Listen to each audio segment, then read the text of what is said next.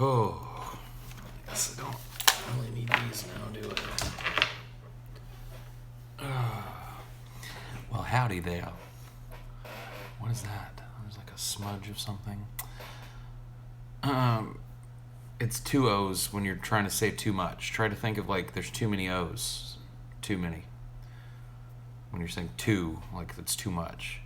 If you just do T-O, then it means you're like going to something. You see what I'm saying? So don't make yourself look stupid. Put that 2-O. Put that second O there, man. You gotta always have that second O. The show, I'm sure you guys can probably guess, but the show drew a content ID strike. The offending clip has been edited out, and the video is now uploading to YouTube. And that may take upwards of 2 to 3 hours because it takes time. I'll probably have to repeat that. It's content ID bullshit. When you get a content ID match, you either have to appeal it, which if you lose too many appeals, then they can put a strike on your channel. Or you have to just take the video down, download it, cut out the offending chunk, re-upload it, cross your fingers, hope it doesn't draw another content ID. So that's where we're at right now. It's so stupid. I know, it's like every fucking show now. It's just the new thing. Oh, it was totally fair use. This one was even worse, man. I mean, they're usually bullshit, but this one was such blatant and utter garbage. This is the third or fourth or fifth time in like 6 or 7 shows. I mean, it's gotten completely out of hand. And I'll be honest with you guys, a lot of that has to do. Hold on, let me just give it a minute, and I'll tell everybody about it. Let's just wait like 5 or 6 minutes to let people get in here, so I don't have to repeat my fucking self every. You know what I mean? So let's just let people get up in here.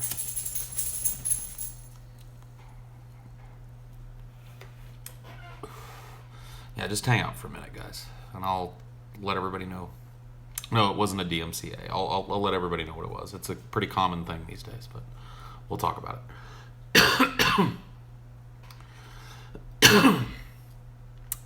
We'll talk about it, man. In the meantime, I'm gonna get high, yeah, and you're welcome to join me if that's what you're into. It's kind of what I feel like doing today, so that's what I'm gonna do. Glanderson Boopers coming to your chat. Stream keeps crashing every time I watch this live. I don't know what to tell you about that, homie. It is 2:30 in the morning and counting here. Shirtless Paul and the Centipede. I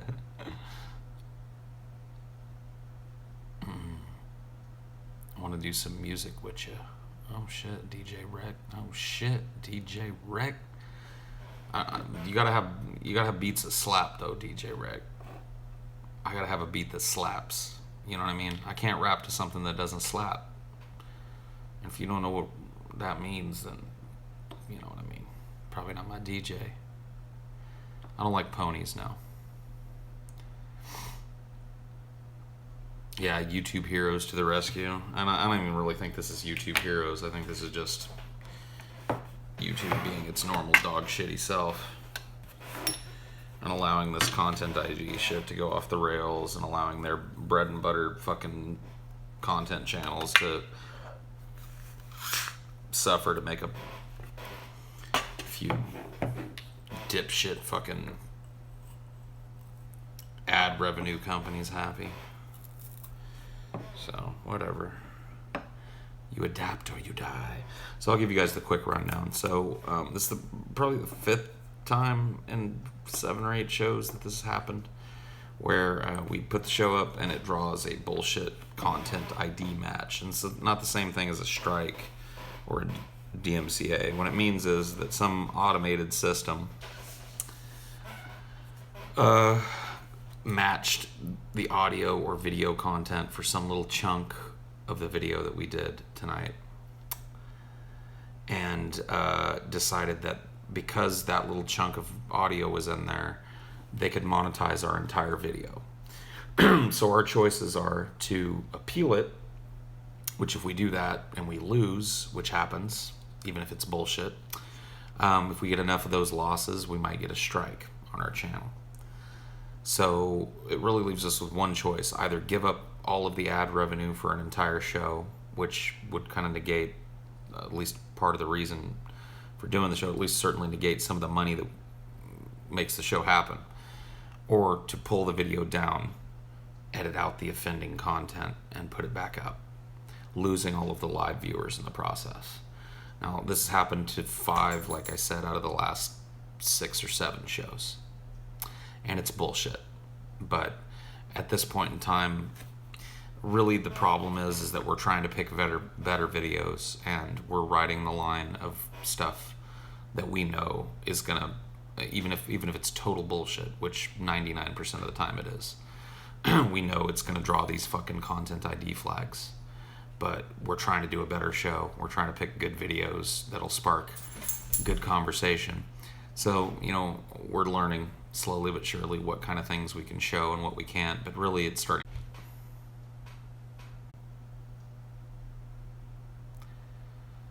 I really have no idea.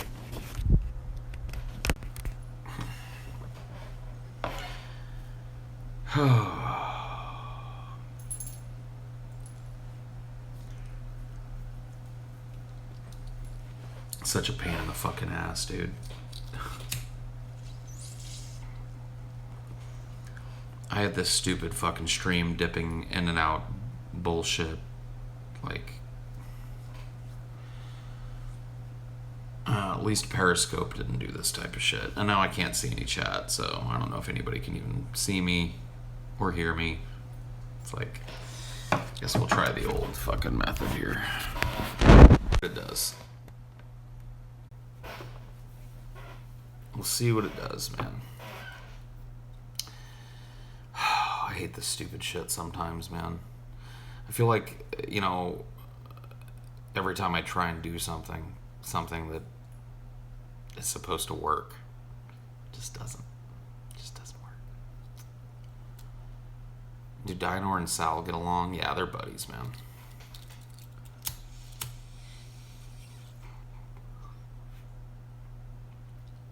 I've really had that feeling lately, man. I feel like everything I touch, like technologically speaking, turns to shit. And, I know it happens to everybody, but it's just, it's really easy to get superstitious at times like that, where it's like you just continuously are having these stupid fucking problems. It's like a slow movement to stopping criticisms of people's videos. I don't really know, man. I don't really have this big circle of podcaster friends. You know what I mean? Like, I know it's happening to us. I know that, what's his name? SXE Phil did a video about it recently. I mean, it's not technically about this, but it really is about YouTube being really less and less friendly to what they perceive to be non-advertiser friendly content makers. So this could be a part of that. I don't know, man. It's one of those things. You're getting a gram of heroin for your birthday. I'm probably gonna, chill here with Ashley and our friend Krista and watch movies and smoke weed and drink beer and stuff.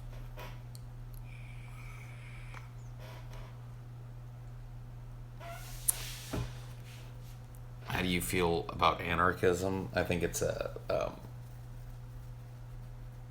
pretty naive worldview and political disposition. I appreciate you doing this at night, because then it lets us on the other side of the world tune in. Globalist Paul, of course, dude.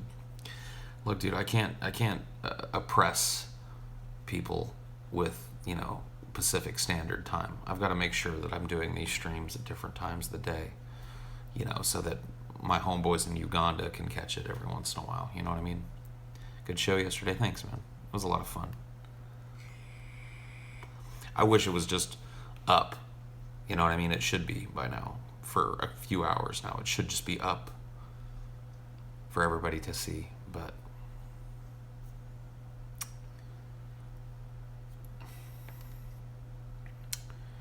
so drunken peasants are what you do in your free time. Gassing Jews your full-time gig. I never said that. I like these because I can watch something while I'm winding down. Yeah, I kind of use them that way too, man, honestly. Like in the evening times like this, I kind of do these, and it lets me kind of come in for a soft landing on all the talking and bullshit that goes on during the day. Hey, Paul's Ego, I love your videos, and I was wondering if you could rip a huge fart. I can't do it, dude, but thank you. I don't smoke cigarettes anymore. I do smoke weed still, though. What's your biggest phobia, and how do you deal with it? I'm probably most afraid of heights, and I deal with it by facing it and challenging it constantly. Like, I used to get really bad vertigo when I was up high and near an edge where I could see kind of straight down, and I don't get that anymore. I do get really uncomfortable, but I've exposed myself to enough heights that I've desensitized a little bit to it. What would you set basic minimum guaranteed income at? I'd say $15 an hour. I mean, across the board. Something like that seems almost necessary to just survive in our current culture. That's what I mean. Basic income. So a 40-hour week at 15, I think would at least ensure that that's what I'm saying. Whatever that adds out to be, 40-hour week, 15 an hour, should be a guaranteed basic income.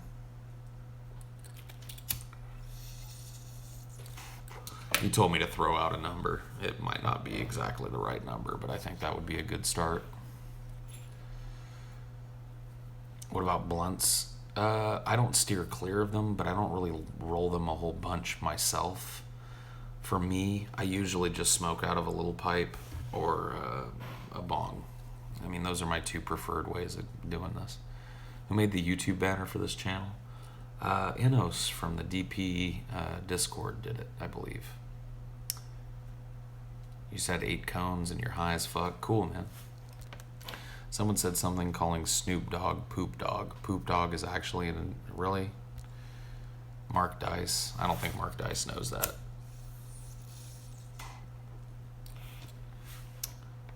Your minimum wage is actually LAFA. Teens in McDonald's in Australia make more than U.S. adults at Walmart. Yeah. Do you think there's more to Russia and Trump? Probably. I mean, look, I don't put anything past these politicians anymore, including collusion with foreign governments against the best interests of the American people. I don't know if it's everything everybody's making it out to be, but I don't think it's wild to think that all of these Russia connections, also having connections to Trump's appointed cabinet members, is just some big weird coincidence. I don't believe in political coincidence. So it was okay. Teens in Australia don't really make more than Americans, blah, blah, blah, blah, blah. That sucks. How do you deal with death? Your death, others. Talk about death. You're scared as fuck to die. I don't know, dude. I guess that's up to you to kind of find some sort of peace with that. I talked with Brett Keane about death one time, and it was probably the best part of that conversation that we had. But I told a story about an episode of syncope that I had where, you lose consciousness. And this one happened to be due to a new pair of blood pressure medicines that I was on. And I took too much of them inadvertently, and I passed out. So, and really it was bad. My blood pressure dropped to a very dangerous level. I stood up off of the couch to go to the kitchen, and by the time I got to the kitchen counter, the whole world started to go black. And my ex-wife, who I was still with at the time, heard me go, "Oh no," and then she heard me hit the ground like a sack of potatoes. And I have a very clear memory of that event. I have a very, very, very clear memory of that event and what it felt like. And there was this overwhelming pressure in my chest, coupled with that kind of closing in of blackness of the vision. And then there was a moment of fear, like where I was like, oh, something's really wrong with me. And then it just went black, and it was empty and quiet, and it was dreamless. I'm not saying I died. I'm just saying that my body was shutting down. And I had a moment of clarity when it comes to maybe not non-existence, but just that feeling of warmth that washes over a body when it goes unconscious. And, my wife came running into the room and was able to get me back conscious after a couple of seconds. And, I went to the doctor afterwards because I felt okay after I woke back up, and found out that I, had just taken a little bit too much of the new blood pressure medication. And my blood pressure had actually dropped to a dangerously low point when I stood up, which can happen, I guess, on these meds. I was on metoprolol and another one, I don't remember. I'm not on them anymore. So anyway, the point of that is that, I really thought about that moment because I had a really clear memory of it. Really, really, really clear. And, it helped me having that episode to not fear death as much, because I didn't know it was coming. There was no dread in me at all before I stood up and fell over. It just came and it happened. And had I died that day, it would not have been a scary thing for me. I would have just slipped away. And there was nothing ugly or wrong about that. So really not a whole lot to fear, in my opinion.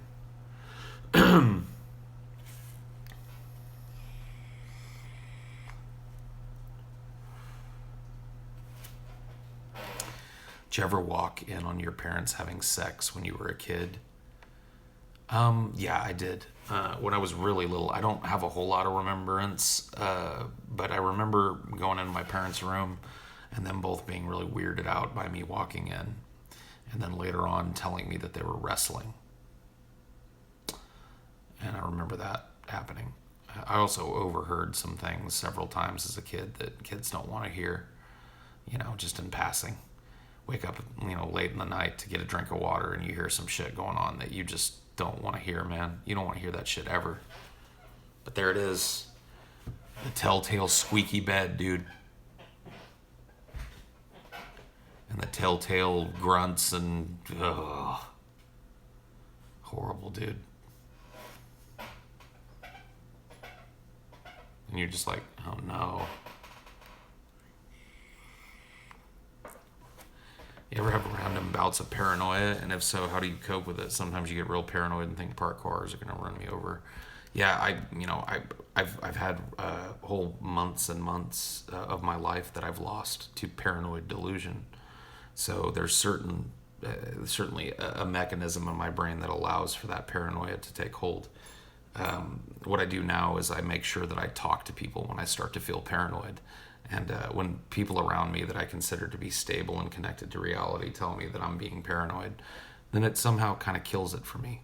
But before I learned how to reach out to people about things, because I would think to myself at the beginning, it's stupid. You're just being paranoid, and it would just be weird to bring it up to people. But when I don't bring it up to people, it just goes cyclical with me, and it just comes back and back and back. And I had, a period of my life where I lost myself to it for months and months. This is not a live chat. It is, dude. It is. Why is society afraid of critical thinking and truth? I don't think people are afraid of it. I just don't think that they understand the value of it or really understand how to pursue it. So, when you were younger, did you prioritize a stable career or happiness first? I didn't really have priorities when I was younger, man. I kind of followed along with what other people wanted for me, whether it was parents or friends or women I was with at the time. Everybody kind of had an idea of what Paul should be doing. And I figured that, well, if I try and do most of those things, then I'll be doing okay. It wasn't until, early to mid 30s that I really started to do things for myself. Last night. Oh, you're singing Eagle Eye Cherry, dude. Your guitar fell on a sidewalk and the string nut shattered. Can you fix it? I can't do that, dude. I'm sorry to hear that, though. That always sucks. You gotta be careful with those get fiddles, man. Why do you think so many people fail at being a leader when they try, aside from it being way easier to be a follower? Because there are very few people in the world that would make good leaders in any situation, whether it's a small team of people or a nation. But there are a great many people who desire the power that comes with leadership, and oftentimes that leads to a dearth in good leaders, and that leads to shit people being put in positions of leadership. Happens at all strata. The corporate strata, it happens in life, it happens in your job, in the government. It's dumb people in high places, and it's a real problem. It really is.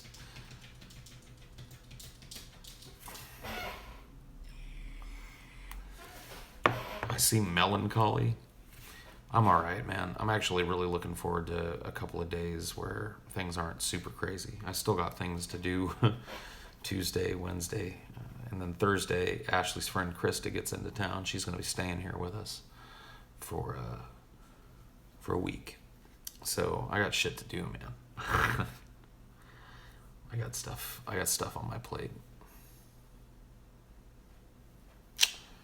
What's going on in the next couple of days? Just some work-related stuff. We've got some behind-the-scenes stuff. It has to do with rebranding, so there's some of that coming up. Rebranding meaning like icons, logos, that sort of thing. There's a meeting that we have every week that we didn't get to have today because we ran into problems that we had to solve. So we have to get together and have a meeting at some point. And I believe that we are also getting together on one of these days to do a private show, like a commentary, because we still haven't done a commentary for this month yet. So we've got to do that before Thursday. And we also have to film 4 more hypotheses too. 2 of them have to go up before Wednesday. So tomorrow we'll probably have to shoot some hypothesis, or at the worst we'll get together on Wednesday and do it. So there's shit to do this weekend, but hopefully not horribly time-consuming shit.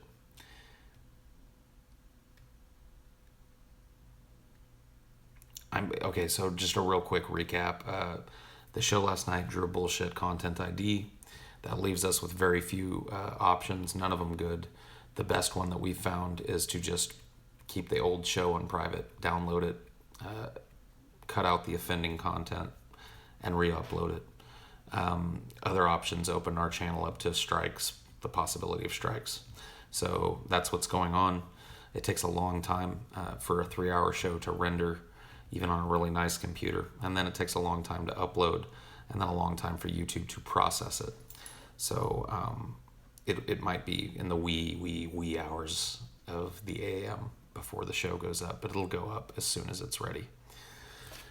Advice on how not to be awkward. I can handle conversations one-on-one, but when it's more than that, my mind shuts down and I'm disturbingly stoic. Not everybody's a fucking social butterfly, man.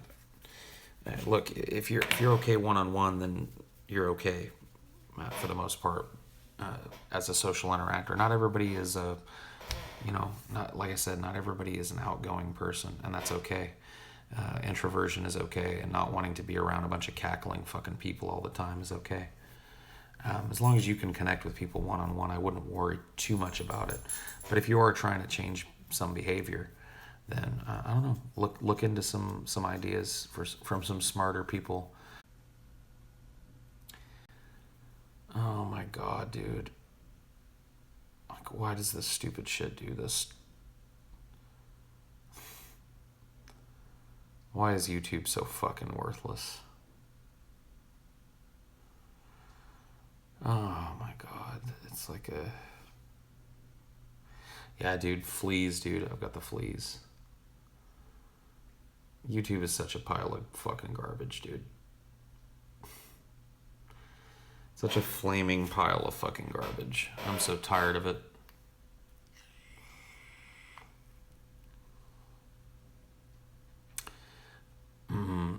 Do you think most supporting advertisers will ultimately abandon YouTube because of non-ad? No. See, here's what I think is going to end up happening. I think a lot of people, if you want, and this is just bullshit speculation, but here's kind of the way I see things going. I think that a lot of people that have successful YouTube channels are going to abandon ad revenue as a source of content. They're going to give up on using YouTube as a platform to be the basis of their money.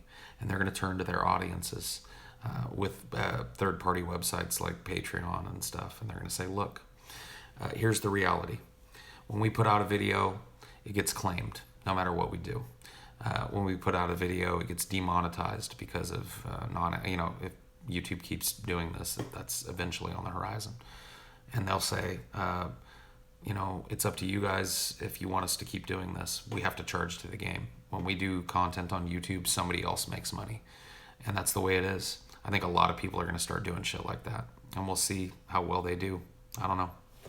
I think some people will do remarkably well with it. And some people will probably fold.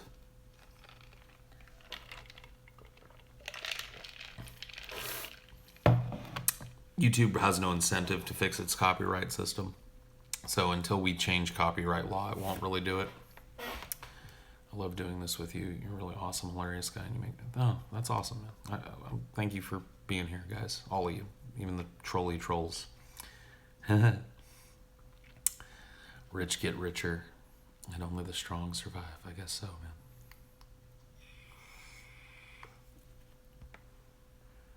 That guy keeps donating 200 times, keeps up. You'll be fine. I guess so, man. Yeah, I guess if that well never goes dry, then we'll be okay. Yeah, I mean, I'm a little spooked about the super chat shit because, people can issue chargebacks on shit before it cycles at the end of the month. So it opens the door to I'm not saying that the dude that donated all that money was a troll, because he might have been a genuinely, just a dude with some spending cash wanted to throw our way. But we got to be careful. Some of those might just disappear.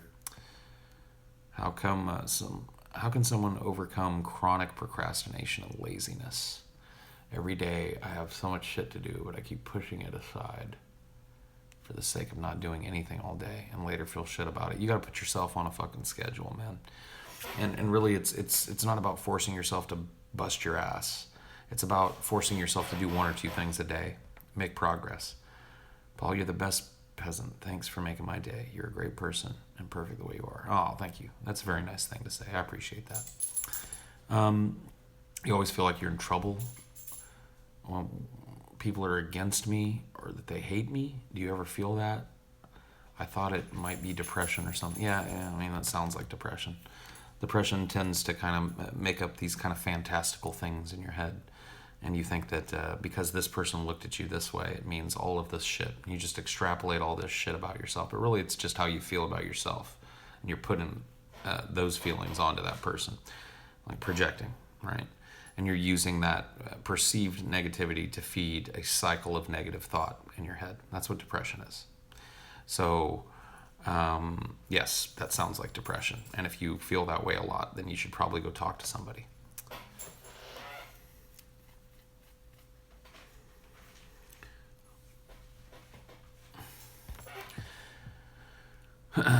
Dude, I wish I had a throne in a cathedral, man. I wish I could just hold these live. I wish you guys could all be, out in the audience, in some comfortable chairs, and I could be up, in a nice comfortable chair, and we could all just chill together like that. That'd be cool. Do I even lift? A little bit now. Not a whole lot, but I'm working my way up there, man. You'd watch this shit live and troll me in real life? Yeah, dude. But I might walk up and slap you in your bitch fucking mouth, dude. I might do that live. So you never know. See, live, you might get slapped right in your Charlie Dooler, dude. I might slap you right in the lips. You never know. Never know what'll happen, dude. Somebody might do it for me.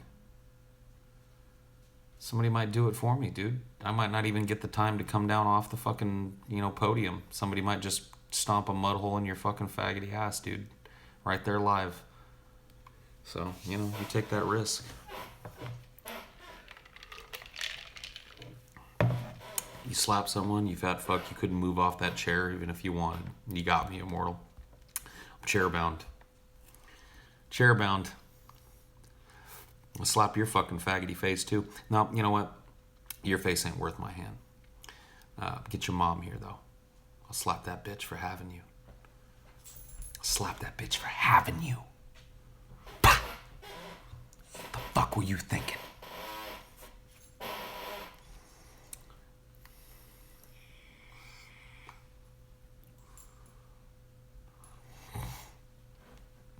What do you think of meditation to treat depression? I think if you can do it and you find value in it, then it's a valuable way to treat depression. It works for some people. Having someone overcome chronic well, I already kind of answered that, man. You got to force yourself to do a couple of fucking things a day. You got to force it. Fake it till you make it. I mean, it's the only way to do it. It's the biggest flaw for each of the peasants. I'm not going to talk about other people's flaws here. Like, I got my own shit to work on. To be pointing fingers at other fucking people.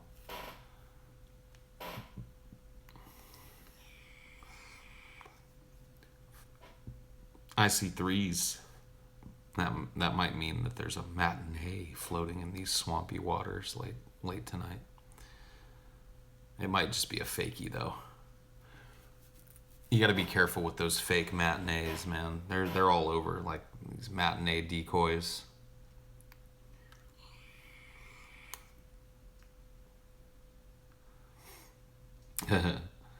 I don't think that's the matinee. I see who you guys are threeing. But if you click on him there in the chat, I don't think it's the matinee, man. In fact, I could probably just go to my YouTube channel right fucking meow. Let's see here. We'll just do this. Let's do this.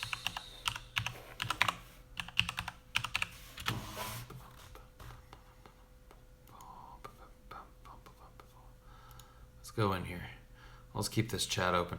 I really wish that... Here's what I hope in the future. I hope that YouTube will allow me to overlay this chat that I can see. So that people that come back and watch it later can see what I'm seeing, because right now, like, there's no way to fucking do that I'm aware of, and that kind of sucks. Maybe I should start doing these fucking these streams like on the computer more often, so I can just do like an overlay there. I don't know. But right now, unless somebody knows something I don't, there's really no functionality for that. How do you not feel worthless all the time? Go get help. What is everyone's role on the Drunken Peasants? Are they defined roles? Everybody kind of does a little chunk of everything. There are certain things that only one person handles, but for the most part, all of us kind of pitch in to help with everything when it needs done, and that's kind of the way it's always been. Me being here now with the dudes helps a whole lot, because it puts me in a position. It puts me in a position where I can, help out with that. Even TJ. Believe it or not. If you procrastinate, try your problem might be motivation. Try convincing yourself. Doing the thing is better than, that's easier said than done. That's kind of the problem of procrastination, right? Like, you have a hard time convincing yourself of the truth that it would be better for you to just do it. Shia LaBeouf style, dude. Just do it. You ever done a fart on Ashley's balls? Nah, man, I have that. I've never farted on her balls, man. Oh, wait, you got me. She doesn't have balls. Exposed.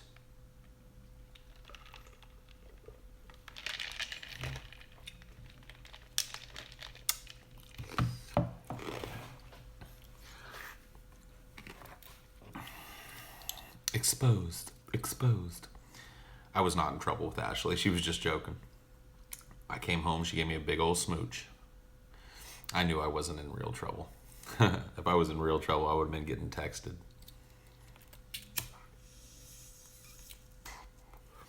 Ashley's a very open and honest person, and she doesn't really care about me bringing her up or personal things between us that I know that she would be okay with sharing with people.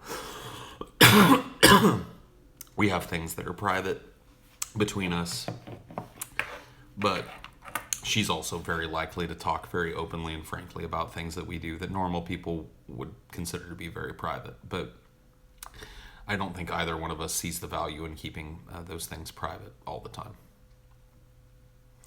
But we know each other. You know, I know where the line is with her, and she knows where it is with me. So it was just jokes. I was just messing around with Mercedes. What about her feelings on you flirting with Mercedes? Yeah, didn't care. You know what she said to me? And I shit you not, this is a direct quote from her. She goes, I wasn't mad at you. She was like, it's Mercedes Carrera. She's like, how do you resist flirting with that? She's like, if I was on the show, I wouldn't have been able to not flirt. And I was like, you're the realest nigga. That's why I love this girl.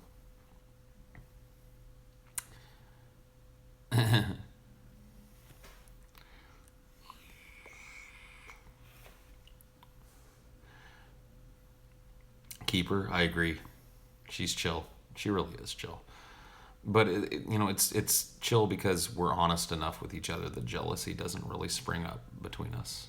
And when it does, we squash it. Neither one of us sees the value in jealously guarding the other from other people. She knows who I come home to at night, and I know who she comes home to at night, and that's the most important thing about it.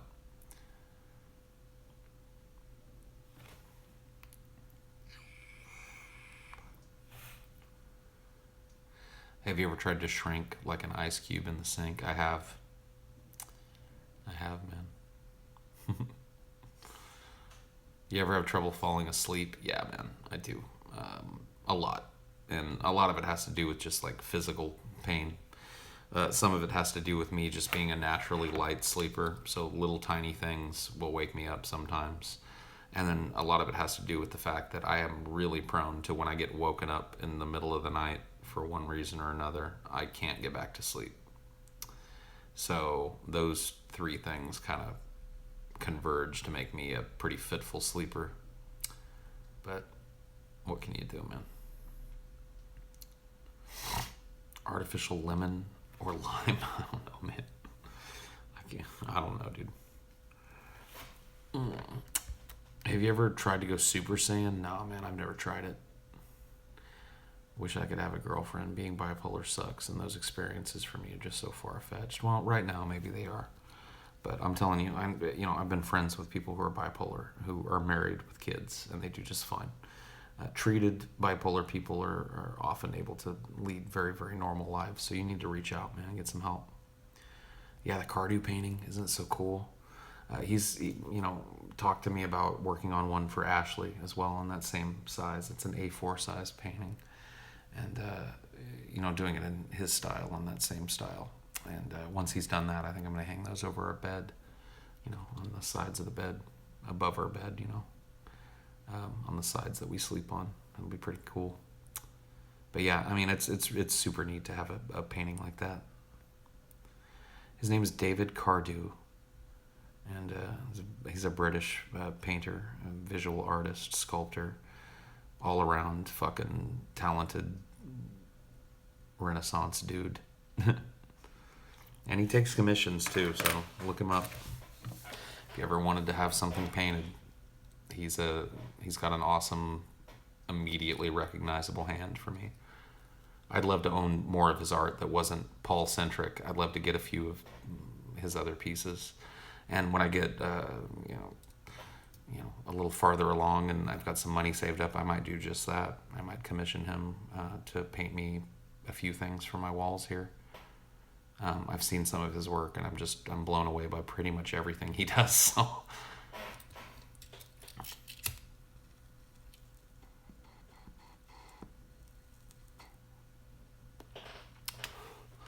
happened to my left hand? What are we looking at? It's fine. It's right here.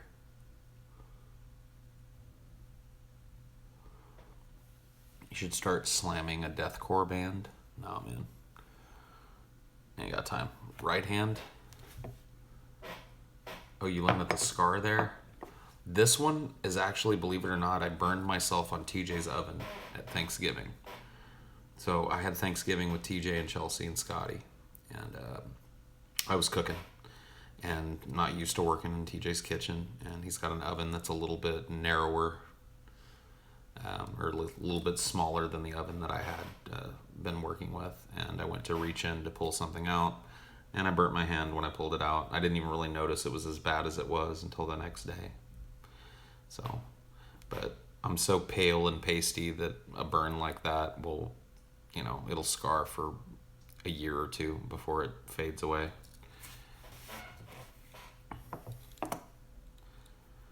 Do I write in cursive, longhand, or standard? I write in standard. I can't do cursive. I could do cursive, but I'm not fast enough. I write standard. How many different types of weed have I smoked approximately? I'd say at least 4 or 5 dozen different strains of weed over the course of the years that I've been smoking, and that's probably pretty conservative. What would make me quit the Drunken Peasants? I don't know. If I was just terminally unhappy with the way that the show was going, with the way that I was going on the show, the way my performances were going, if I felt that I was being a burden on the show or dragging the show down, if I felt that the other guys no longer wanted me around and were looking for an exit strategy, all these things would probably be the catalyst. But I really, it would take a lot. It would take something really that bad for me to walk away from this place. This is the best job I've ever had. So as busy as I stay and as little free time as I find myself with, I've never had a better job than this. So I've never legit considered quitting the Drunken Peasants. No. Do you ever think that the end of everything is relative, or do you believe in I don't believe in absolute anything. I've never been demonstrated in absolute, so I mean, maybe like outside of mathematical absolutes I'm sure exist, but what are you most insecure about looks-wise besides your weight? I don't really have a whole lot of look insecurity. I used to be really insecure as a kid because I grew up kind of weird looking, man. I'm still weird looking. And when you're a kid, you don't want to be weird looking. You want to be just a normal looking kid or a good looking person. And I wasn't that. I wasn't a traditionally good looking kid. I was kind of weird and, oblong and toadstooly. But, living for a number of years that way, I kind of got over it. I came to just kind of go, well, this is what I look like. And if people don't like it, there's not a whole lot I can do about it. So I kind of came to peace with how I look outside of the fatness. I really am insecure about the fatness, but that's just a personal thing. I don't really care that people are mean about it. I just care about it for myself. I don't like the way I look. I don't like the way I feel. And I don't feel like I'm supposed to be a fat person. When I was a young man, I would run everywhere. I was very athletic. I played a lot of sports. And now as an older dude, I'm 37 and I'm paunchy and fucking doughy and weak. I don't like that shit, man. So I'm trying to fix it to the best of my ability. And we'll see how that works out, I guess. Where's Ashley? She's asleep. She works.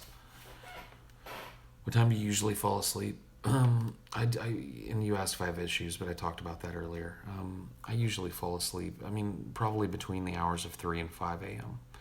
is my general, hard deadline to be in bed and asleep. Sometimes it's way earlier than that. Like the other night, I was so fucking tired. In fact, it was last night after me and Ben worked out that I curled up in bed at 9 o'clock. Now I got back up at some point. I got woken up and came out here for a couple hours and then went back to bed. So I tend to sleep in shifts, and that's horrible. Your body needs that uninterrupted REM sleep, and I tend to snatch sleep in 2 or 3 or 4 hour intervals when I can. And I haven't really found a whole lot that I can do about that. I do know that losing weight is going to help because I have been diagnosed with, sleep apnea. So I don't wear the machine anymore because I can't sleep with it. It actually makes it harder for me to sleep. When I do fall asleep with it, I'm sure I sleep better, but it's a fucking struggle. And my sleep apnea is almost certainly weight related. So the lighter I get, the better I sleep. So that's another thing that's driving me to work out and to take care of myself and to start eating better. I'm just tired of feeling like shit, man. I don't care how I look anymore. I've got a girl that I'm never looking to upgrade that. So what other people think of me. I don't want to look sexy. I mean, I'd like to look sexy for her, but she tells me she thinks I'm sexy. So if she feels that way, then I'm okay with that. I'd like to just be healthier. I'd like to feel better. So that's the driving force.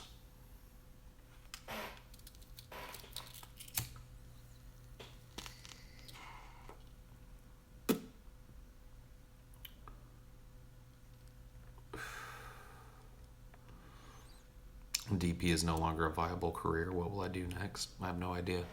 I'll find something, man. I'll do what everybody else does when their career hits a brick wall. I'll take stock of what I got and I'll pick myself up to the best of my ability and I'll find something to make money with.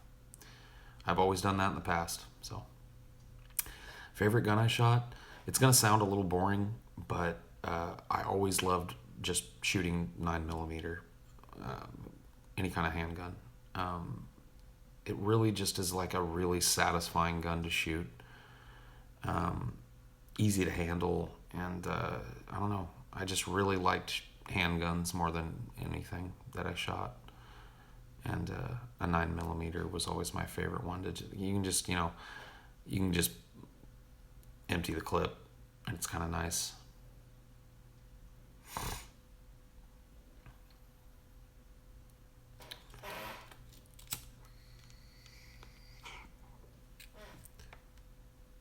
It's a packed stadium. 10 college classes packed together. Yeah, dude. I guess it is like corrupting the youth. I don't know, dude. I ain't trying to corrupt nobody, man. I'm just smoking weed and talking bullshit. You were to recreate DP with one peasant after a hypothetical failure, what would that be?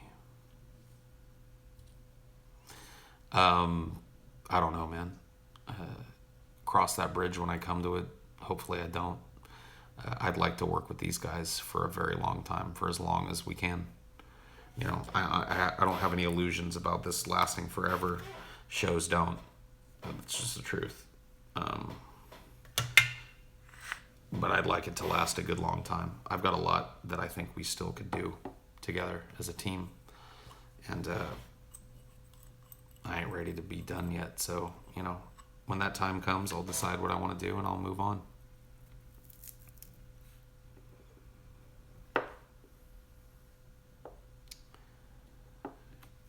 Number one rule, save your money. I used to live by that number one rule, Had a lot of money saved away. And I was fucking miserable. Now I don't have much money at all saved away, but I'm doing okay. So, I'm not saying that is the only thing that's changed in my life that facilitated that happiness, but I do plan on putting money away. But I'm less concerned with it now. I'd rather spend that money and enjoy it while I'm young and vibrant and able to go and enjoy things rather than just be sitting on a pile of money when I'm a sour old piece of shit. You know what I mean? Someone who's pretty healthy, I commend you so much. Listen, I know it's shit, but once you get into it, it becomes easier. Dude, I already get that rush, man. Thank you for kind words. But yeah, I am a dude that is susceptible to a runner's high. I've had it before in the past, and I'm able to get it almost every time I work out if I push myself the right way. So I know that rush, and it is something that I think I'll come to learn to chase, but it's just hard getting over the hump. changing your lifestyle is always a hard thing, man.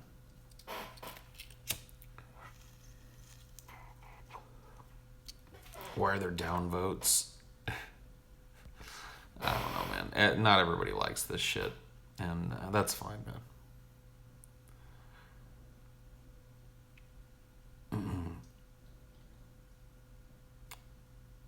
Who sent the strike? I don't know. Some company that owns some stupid video we watched.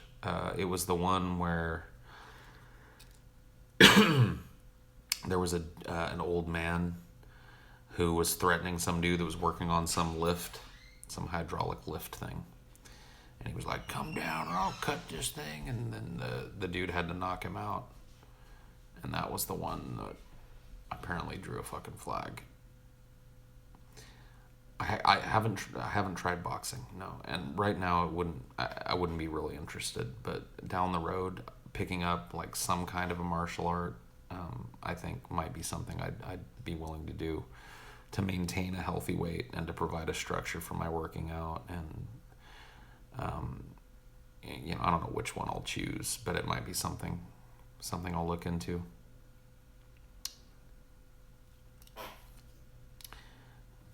Ben seems like a great friend and an all around all right dude. Dude, all these dudes I work with are. That's the great thing about this, man, is I get to do a job where I work with a bunch of guys who are really cool, and they're good friends to have, So outside of work, when I'm chilling with them, it's pretty awesome. But yeah, Ben's an awesome dude. Did you see the Esteban Winsmore clips? Oh yeah, dude.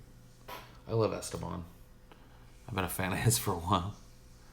Is my tolerance through the roof? No, it's not through the roof. It's high. It's higher than your average pot smokers probably. But I'm really happy at the balance I'm at now because I can get high, but my tolerance doesn't seem to be creeping up anymore. I've reached kind of a point where like I smoke this much, I can get about this high. It won't last forever, but you're always trying to balance that tolerance thing when you're a daily smoker. It's one of the things.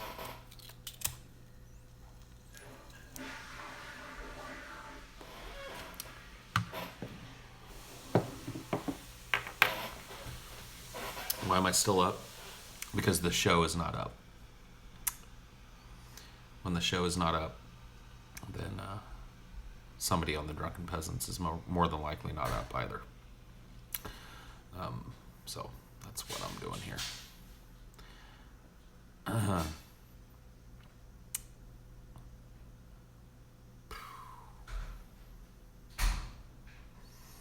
Hopefully you can keep me company. Yeah, man. Well, that's what you guys are doing. That's what we're all up to here. Keeping each other company in the watches of the night, right? If you're a manatee, dude, Gord TV Radio, I know that you're fake, dude. I know that you're fake, bro. I've clicked on your thingy, dude. I clicked on the thing. I saw your fakeness. And yet you're still trying to perpetrate like you ain't fake, dog. But I seen your fakeness, dude. I seen it. And yeah, I ain't happy with it, man. I ain't happy with that fakeness. A real manatee came out of the swamp the other day. And I dealt with him. But you ain't the real manatee, man. So quit trying to play like you're the manatee, bro. Just have a conversation with us. Cut the kayfabe, man. What if Ashley doesn't like Skinny Paul? I'm sure she'll like Skinny Paul just fine. Like, I'm never going to be skinny. I'm always going to be a bigger dude. But yeah, I think she'll be fine. I'm not too worried about her being less attracted to me the more in shape I am. Sex is better when you're skinny. Cool. When will the show be up? I don't know. Honestly, it might be a couple hours from now. It takes a long time to re-encode and re-upload and then let YouTube reprocess. So as soon as it's ready, it'll be up. And apologies for the wait. if the if you're working towards less fat, not skinny, I'm working towards in better shape. I'm working towards having stronger core muscles to support my back so that I'm not in such constant back pain, and just in better shape, like cardiovascularly speaking. So I can breathe, I can do stairs, I can walk, I can run, I can go have fun out all day and not come home at the end of the night and have my back feel like shit. That's the goal. Go to the diner and get some coffee. Nope.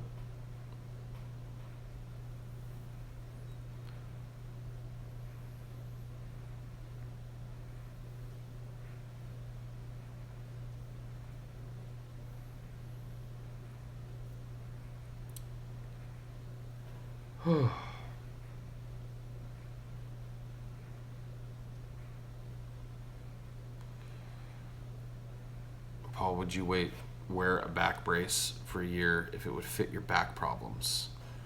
Maybe. I mean, it depends on what kind of life I would have wearing that fucking brace. But I mean, if there was a brace that I could wear for a year that would be guaranteed to fix my back problems, probably would. Yeah. Do I use beard oil? Yes, I do. Although, I'll let you guys in on this. I have decided to trim the beard way back. Like, not necessarily, like, just, it's going to be way shorter. If you've ever seen pictures of me, like, from around the time I met Ashley, I did a pretty big cut back around that time. So, it doesn't mean I'm not going to grow it back, but it's like this older beard out here for me on the fringes.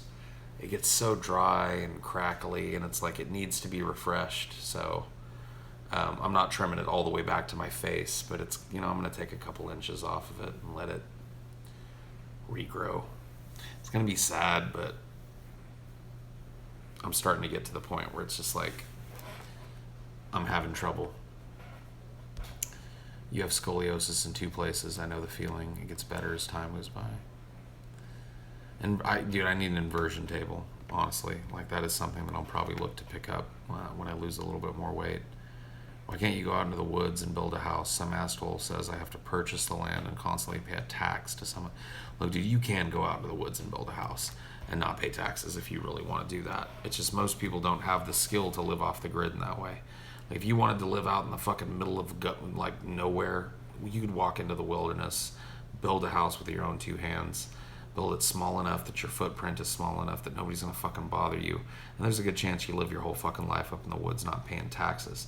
But you're also gonna be in the middle of the woods with the mosquitoes and the bears and the mountain lions and the diphtheria and the cholera and the frozen fucking winters and the hot, humid, oppressive, insect-filled summers. So if that's what you want to do, then go get off the fucking grid. You know what I mean? But most people don't want to do that, so most people stay on the grid.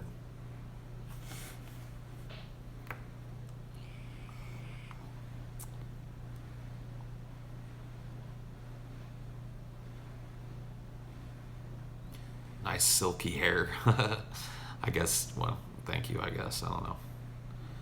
I spend most of my time fighting my hair, trying to get it to stay out of my face. I'm getting kind of tired of it too, so I don't know. Do you have a pet name for your beard? You'd call it Romanov? I don't really have a pet name for my beard, no.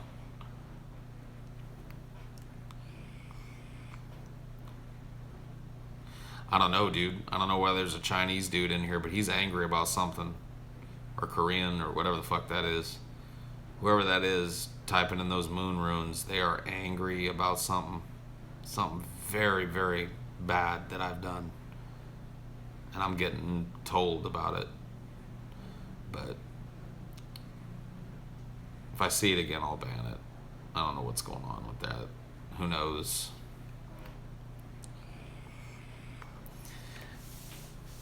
You guys ever get those moments when you're high, when you're thinking about shit? Like, I just had one for a brief minute, or a brief second right there, where I thought about the dude that's behind the keyboard of that fucking account. If there is a dude, maybe it's a bot, but I don't see what a bot, I assume there's a person typing in Chinese. I tried to imagine for a second what it would be like to be that person.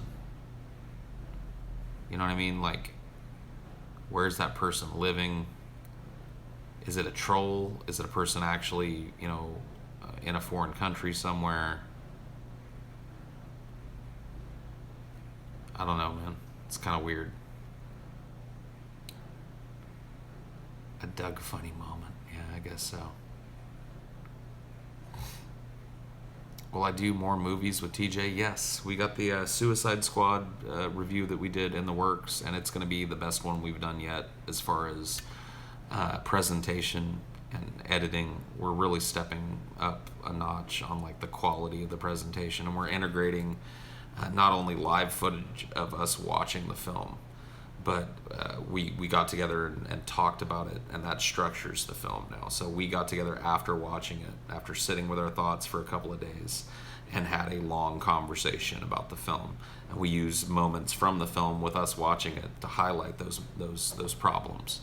I think people are really going to like it, and we've got some great ideas going forward for movies and other things that we're going to cover in an episodic way. So it should be a lot of fun. If you guys are fans of the other stuff that we've done, I think you guys will like it.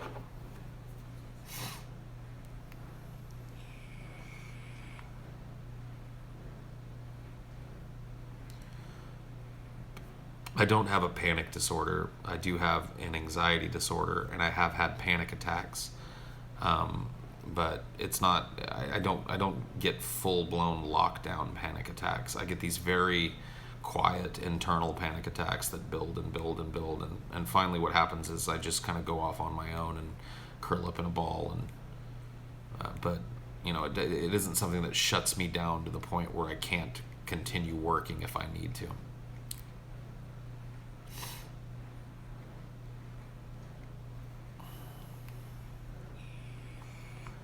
My blood pressure is high, yes. It's higher than it should be. It'll be better the lower my weight goes. It's way more under control now than it has been in my past. So it's just a matter of time. I gotta move you guys, so give me a sec here. My phone will die if I don't, so I'm gonna move you guys across the room with me. Go over here. It's a little darker over here. You guys will just have to deal with that shit because I don't want the light right now, man. I don't want the light in my fucking eyeballs. Oh shit. Let me go grab a drink. Hello, little Dinore. Little Dinore. Dinore the dog.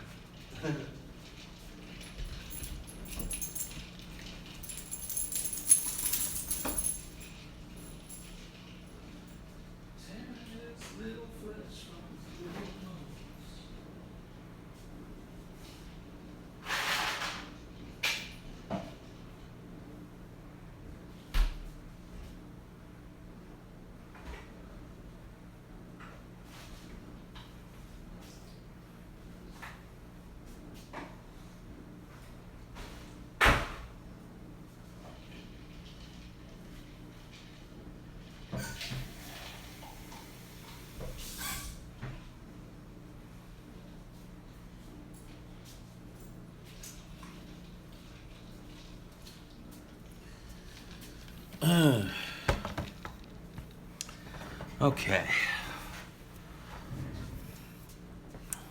Here we go. Back in it to win it. Rapeseed oil. That's an actual thing, dude. Isn't that crazy? It's my favorite thing at Arby's. I like a beef and cheddar, man, with Arby's sauce, not horsey sauce. I don't like horseradish, but beef and cheddar with Arby's sauce is pretty much the best thing there. I need to goddamn shave. Well, I'm doing that soon, so just fuck off with your, bullshit, man. I'm gonna trim it up, okay?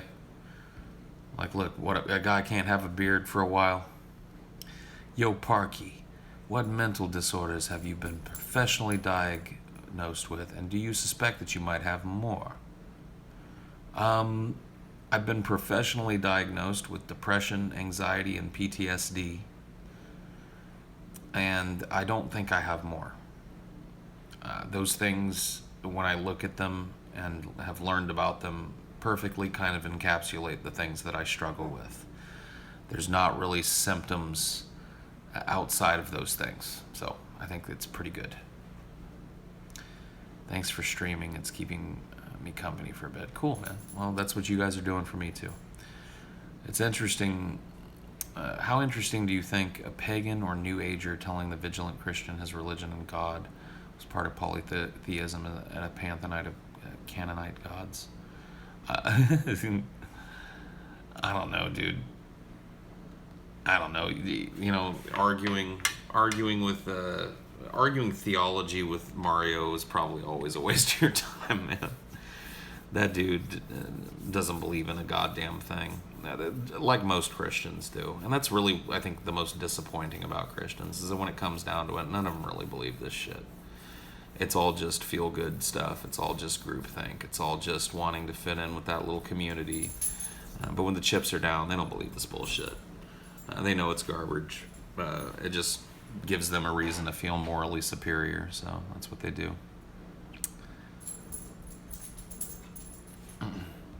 Got your Asperger's diagnosis now at the age of 30. That's pretty crazy, man. I mean, yeah, people get diagnosed way later in life than that too. How's your mind skip over all the manatee shit in this chat? I don't know. I have a facility for it, man. I can turn the part of my brain that's interested in the manatee off, and it's been off for about 2 months. I flicked it on briefly the other day when he popped in here, but I flicked it off again. And now I couldn't give a shit less what he's up to. As someone who was in antidepressants for a while, you found that smoking weed helps a lot more than the pills ever did. But because I live in Ireland, it's illegal, and if you caught, you were in jail. Yeah, I mean, that's a lot of people in that same boat, man. It's stupid, but look, things seem to be moving in the right direction when it comes to legalization of weed. And if things continue trend-wise like they're doing, like as goes America, so goes the world. So if we legalize weed on a national level, on a federal level, decriminalize weed, coming to a fucking European city near you. Weed's not that great, man. Hey, to each his own, man. Whatever it is you're into, I might not think is all that great, but I don't really care what you're doing in your apartment when you're alone, and you shouldn't really care what I'm doing, man. Do you feel bad about after dropping Nephilim on that Cambodian girl? I don't know what you're talking about, dude.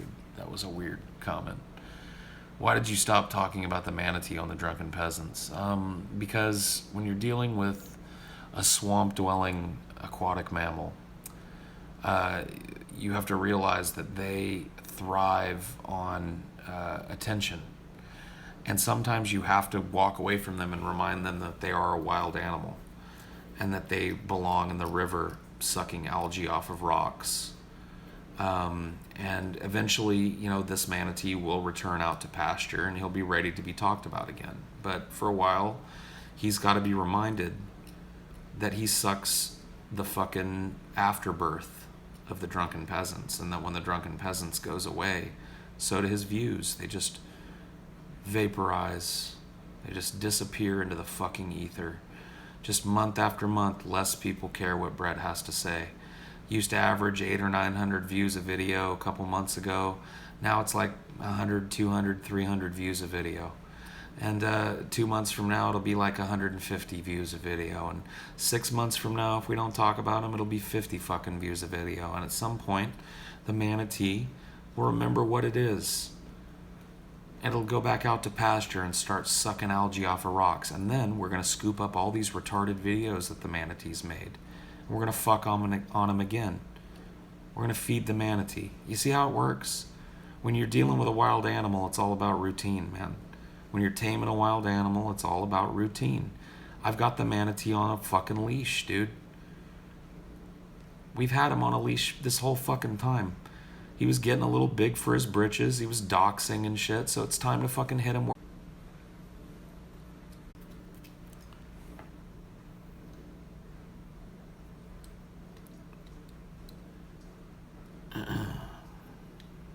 No, nobody died, man. We ever do a new Q&A video or these Oh no, I'd like to do a more structured, kind of non-chat based Q&A video. So I'll probably do those in the future. I always had fun doing them, and I certainly think that people have a lot of things they probably ask me about now that they haven't asked me in the past. So I'm not planning on doing one in the immediate future, but I'm sure it'll happen.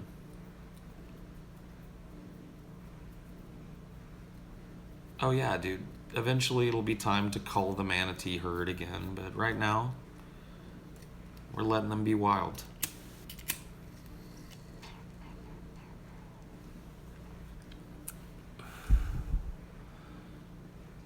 Are you ever going to do some more gaming videos? Yeah, man. I don't know if they'll be on here. They might be. They might be over on Rage Feed. I have some really great ideas for shit that I want to do. It's just a matter of finding the time to do it right now. You understand? Like, right now, I'm trying to keep a somewhat healthy balance of having some personal time and then keep the show going and really dedicate a lot of my time to that. And outside of that, the things that I dedicate my time to, I got to be choosy with. So if I do it, it's really going to be a focus thing. And but I do have some plans. There's one game in particular. I'm not going to mention what it is because I don't want to talk too much about it because I need too much equipment to play it the way I want to play it. But there's a game in particular that I've really, really wanted to play for a long time. And I'm going to get it soon, hopefully. Do you do any cooking or mainly just eating out? I cook. I'm a decent basic cook. I don't know a whole lot of recipes off the top of my head, but I know how to cook. I grew up around a person who's just extraordinarily talented cooking. So,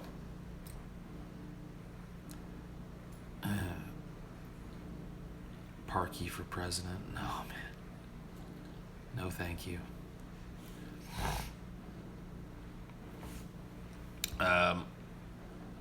If I had a loaded bong next to me to smoke when Paul lights a toke. Oh yeah, dude. I'm sorry that you don't, man. But I'll toke one for you, in your memory, in hopes that someday you can just smoke some weed if you want to smoke some weed.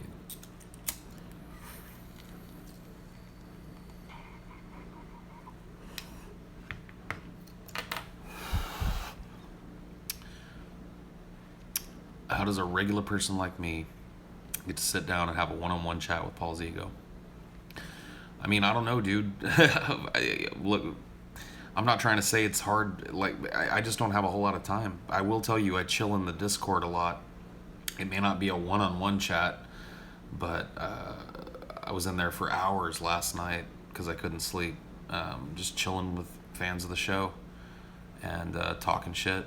And we covered a lot of different stuff. We talked about the Howard episode, and that springboarded a conversation about education and abortion and all this stuff, So I would tell you that, like, hang out there, Eventually, I'll probably pop into a room that you're in and we'll have a conversation, Is this a show? I don't know, man. Are you a viewer? Impossible. Paul's ego is the Higgs field of the other three segments. Whoa. I don't know about that, man. You got all kinds of DP shit going on. And then ideology, behind the scenes editing and such, plus time with friends and family. Sure, man. A lot of shit on the plate, you know what I mean? And you got to try and maintain something like a healthy balance. I still haven't found mine yet here with this job, but I believe that it exists and I will get there. Right now, I'm kind of all over the place, so it's hard for me to, like, my mom texted me 3 days ago and I haven't called her back yet, so it's hard for her to get, you know what I mean?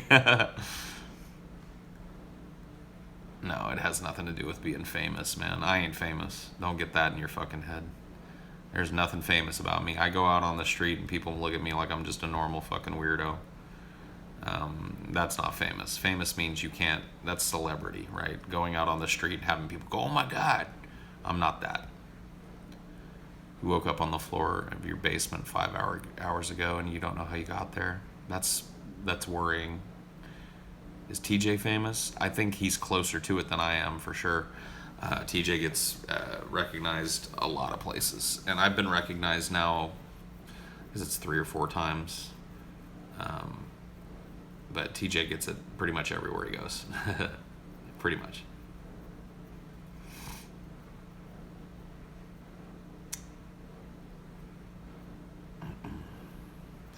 Oh, there you go. Problem solved. Free tempo put you on the floor. So there you go. I'm next to Colorado, so I can get some pretty decent weed. But as far as psychedelics go, you're out of luck. Shrooms, especially, that kind of sucks, bro. Yeah, they can come and go. I'd love to talk to you, but I can only on the streams. You're a broke, depressed person laying in bed in Harley Quinn PJs. I mean, like, why can't you get on Discord, bro? Or not, I call chicks bro all the time. I don't know if you're actually a chick, but, jump on the Discord. I'll have a chat with you. Who fucking cares? Hit me up over there. Fuck it, dude.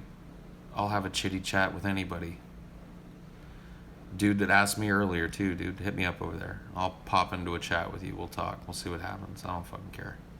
Let's try it. That wasn't for me, you yoinker. I don't know what you're talking about, dude. I don't know what you're talking about, Jersey.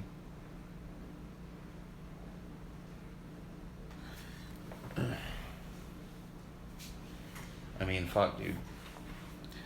Broken, depressed is no excuse.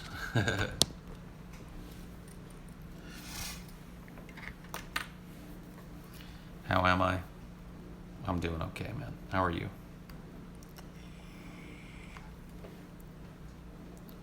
My opinion on Justice Democrats? I just learned about them, to be honest with you. I'm still kind of getting my head wrapped around the ideology, so I don't have a whole lot of thoughts yet, but I'll get back to you. A few years ago, TJ did a video about vaccines, and I was against them, so I posted a comment saying that and got destroyed by his fans. Like 90 people commented back some pretty creatively mean shit. Yeah. That'll happen. That'll happen on TJ videos.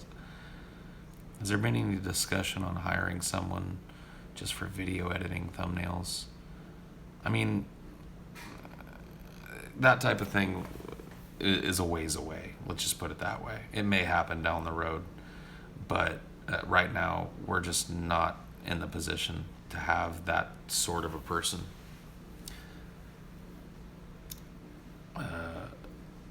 Do you think YouTube is finding any excuse to content ID DP? I don't think YouTube's doing anything.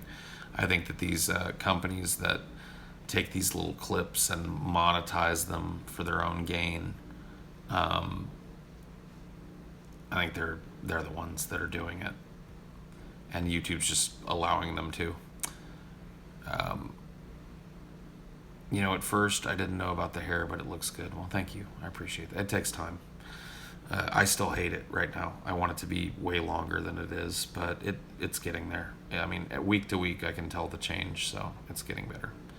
Can you help me set up an atheist meetup in Edinburgh? I mean, I don't know. We're going to be there, dude. We're going to be in Edinburgh, so...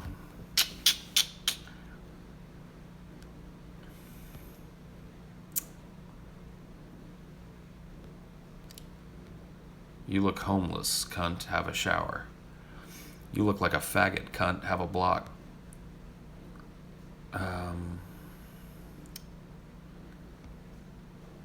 Come to New York City. Yeah, we might do that, dude.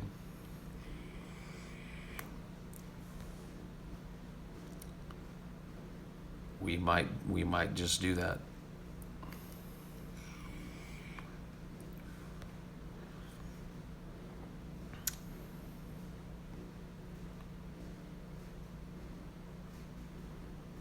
Cool. Yeah, I just want to. I want to get in touch with my drinking roots in Europe, and Europe is the place to do that. So it was really weird when you said my name. That weird feeling in your chest when a person of somewhat popularity that you look up to acknowledges you. I mean that's cool. Thank you, but it's weird to think that people feel that way about me. because I just don't connect up with that yet. And I don't think most people feel that way, but it is weird when you hear, because, at these meetups, people will walk up to me and they'll tell me, oh man, I'm so nervous. Just like, what? Come here. Let's talk. Hit this California and let's talk about it.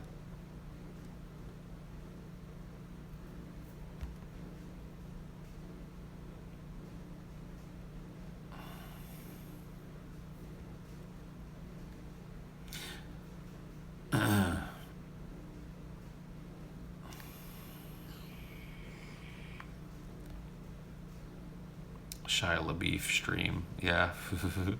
He will not divide us, dude. That poor flag keeps just getting ganked everywhere he tries to put it up.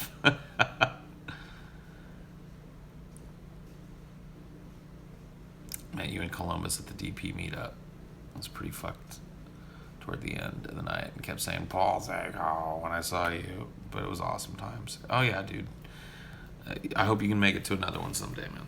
I love those fucking meetups. I really do. I wish we could do like one every month in a different city somewhere in the continental United States, and then maybe like once every 3 months in a European or foreign city. That would be ideal for me, but I don't really see that happening. You ever get sick of the chat saying shitty things to you? Is there ever a point where you were offline and feel bad about people saying shitty things about you online? I won't lie to you and tell you it's never happened, but I've been online for a long time, so I know how to mitigate some of that. I know how people are. No matter what, there's going to be people saying mean things. And then there's an element of people who are just trolling and to have fun that actually like me. And then there are, an element of people that, you just have to kind of understand. I don't really take much of the mean stuff that's said about me home with me, and the stuff that I do, I examine why it bothers me and maybe try and correct the problem. Would I be safe going to meetup? There are chicks at meetups all the time. Every meetup I've been to, there've been chicks everywhere, so I wouldn't worry too much about it. You're not going to get mobbed.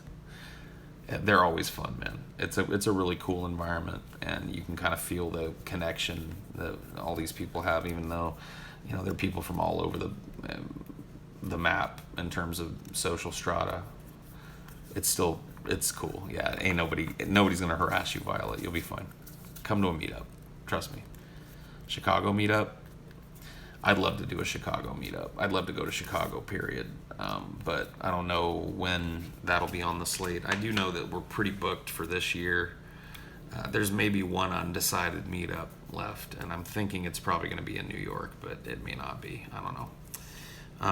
And then outside of that, we're going to Portland in a couple of weeks. But that's not going to be a main meetup. And then Europe, Europe is the big one. That's so many different places, so many different meetups and cities that I can't really see us planning another one right now. Do I like MF Doom? Oh yeah, dude, I love Doom.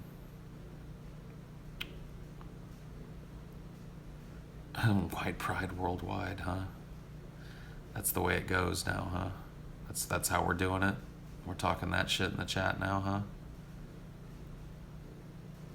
huh? What are your thoughts on people who prefer cats over dogs? Do you think they're total garbage, or do you think they're just harmless retards? I think they're harmless retards. And slightly retardage. Not full retardage, but they're slightly retardage. Ban that Trump twat. Oi, Paul Zigo. Ban that fucking Trump twat. Which one, dude? There's always like 3 or 4 people Trump memeing in here. That's just the internet, man. You gotta get used to that shit. It's gonna be around for a while. There's always gonna be a couple of dudes who still think it's fucking totally cool to have Pee-Pee the Frog memes as their avatar and to talk, to talk about 4D chess and shit. Like, they're gonna be around for a long time, dude. So you just gotta learn to just tune it out. Like, when you see Pee-Pee, When you see Pee Pee the Frog, if it bothers you, dude, then just ignore it. Now, Pee Pee the Frog does not bother me. I like Pee Pee the Frog, dude.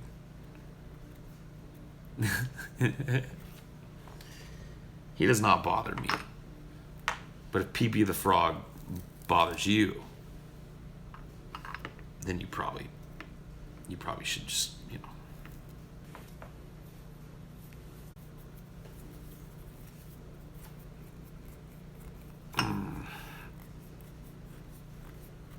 Paul, goddammit, it's pronounced pipette.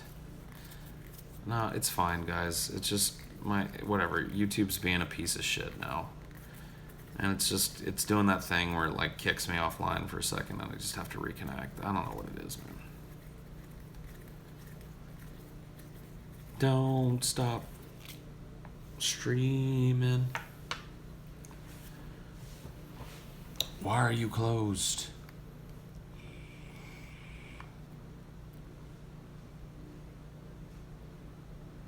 Would you ever come to Serbia? Only for the ladies, dude. Only for the ladies, dude. Only for those sweet, sweet Serbian ladies, dude. What are your thoughts about the whole ISIS and their radical ideology continue to spread more and more? And what do you think should be done to eradicate it? It's going to take time. And I really don't know what the best answer is in a cultural way. I mean, like Europe is really facing a crisis, and it's different. You know, Americans always try and paint these parallels between things that shouldn't have parallels. And one of those things is like, oh yeah, Mexican immigration and Muslim immigration, we going through that too. No.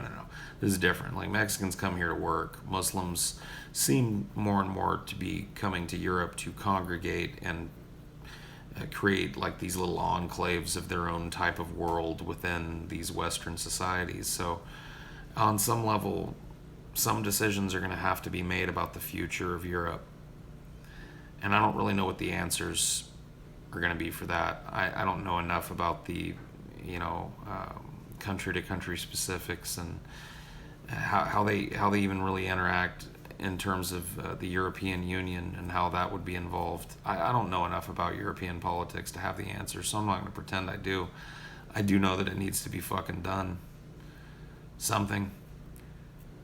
Sitting back and allowing these people to continue to come into your country and poison it with this ideology and poison it with these acts of violence that they tacitly support, that's not getting anything done.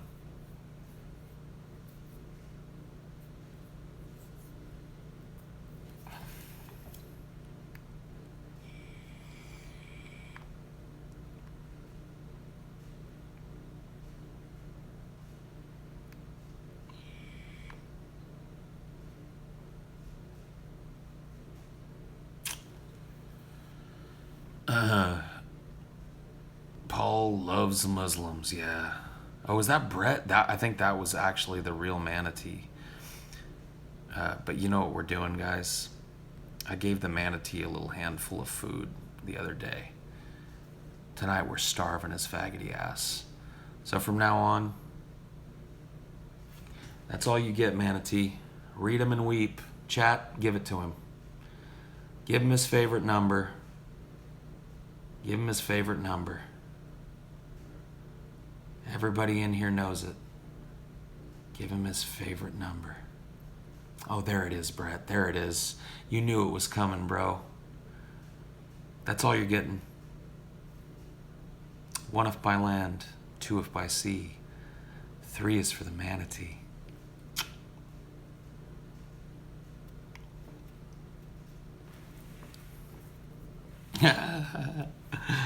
Look at it, dude. It's a beautiful fucking thing, isn't it?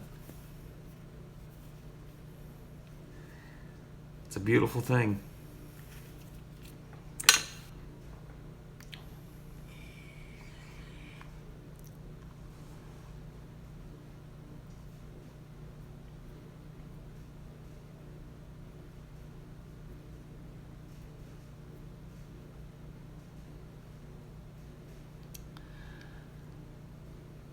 Are you talking about 3 strikes on his channel? Oh, I'm just talking about 3, man. Because it's always the same, dude. 1 if by land, 2 if by sea.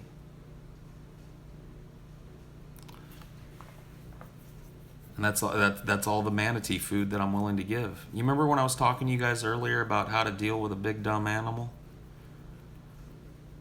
Remember what I told you about how, like, you ever been to a national park and there's those signs everywhere that says don't feed the animals? You know why they put those up? Because animals are dumb and they don't know any better. So when you feed them too much, they start going, "Well, hey, I don't have to stand out in the field. I can just have people feed me grain from their hand situation." And you feed the animals too much and they start to get ideas. So in this case, we've got a wild manatee. And, it was fun to feed him for a while. He came up on the shore and we pointed and we went, "Look at that fucking ridiculous manatee." And we'd throw him a handful of manatee food. And then he'd clap and flap his toothless manatee mouth. But then what happened is that he started thinking he was people. Same thing will happen to your dogs if you treat them that way. He started thinking he was people. He forgot he was a manatee. So right now he's doing his, 30 years in the desert. The manatee's learning that, nobody cares about the manatee. When people aren't feeding him, it's lean times out there for a manatee, man. And like I said earlier, guys, eventually he'll realize that he's going to have to go back to sucking algae off the rocks like a normal manatee. And when that time comes, maybe we'll throw him another handful of people food. But until then, that's how you deal with a big dumb fucking animal, man. That's how you deal with them. And that really is good advice, man. That's why those signs are up. Don't feed the fucking dumb animals.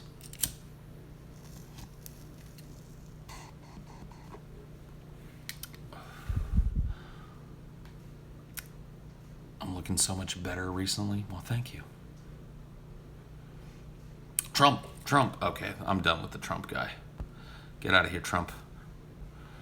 You've been doing that all goddamn night, doing nothing but Trump. Holy shit. The fuck out of here. Holy vey.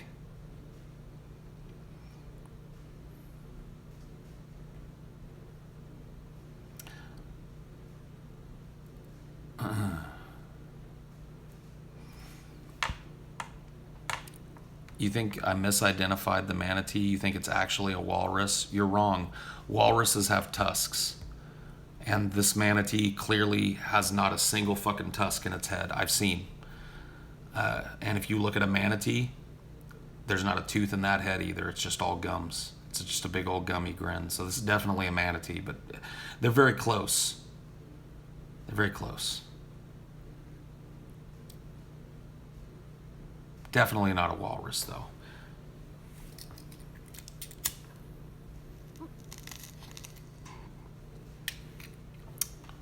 Porm Gorm. Yeah, Porm Jorm. Porm Jorm Gorm Jorb. Remember you talking about doing theater. Have you ever done Little Shop? Yeah, dude, I played Mr. Mushnick in Little Shop of Horrors and did a long run with it, too. It was a lot of fun. That's a great show, man. That's just a great show to do. TJ admitted to wanting to be cucked on a recent stream. Is you a cuckold, Paul? TJ wants to be cucked, or does he want to cuck somebody else?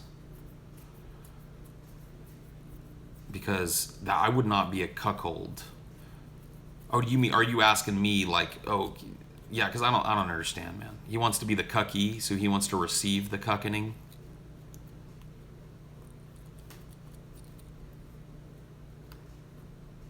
I don't know, man. I'm not into it.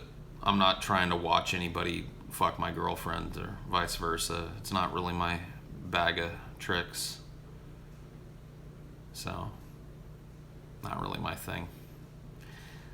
Got nothing against people who are into it, but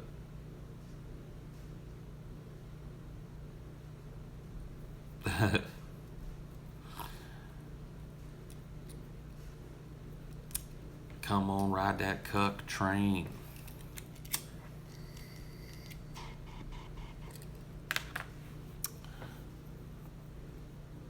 ever performed a piece called Rumors. I played Ken. Such a fun show. I have. Rumors. That's. Oh, shit. Rumors is by. Don't fucking tell me. It's been so many years since I've read it, but I have actually done. I haven't done the whole show, but I've done monologues from Rumors. Oh, man. It's such a good fucking. I can't think of the name. I'm too stoned. But that is a great show. You're right. They discussed why people think cuck is an insult. What do you think, Paul? Who discussed it? Who's they? I don't know, man. I think cuck is an insult because the way that it was originally intended to be used. A man that was a cuckold was a man whose wife was cheating on him openly and everybody knew about it. So she had made a cuckold of him in the public by flaunting her affair. It didn't necessarily mean that he was sitting in the corner watching his wife get plowed. It meant that his wife was dandling about town with other men and that people around town knew it, and she was flaunting it in his face. So that's what a cuckold is. Okay? Now, cuckoldry has been adopted by the kink community. But what's going on in cuckoldry is not what I consider to be cuckoldry. It's voyeurism and wife swapping and partner sharing. But it's not having your reputation smeared all over town.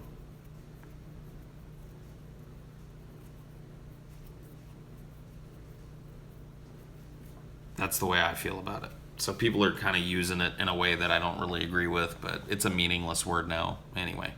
The internet has run it through the grist mill,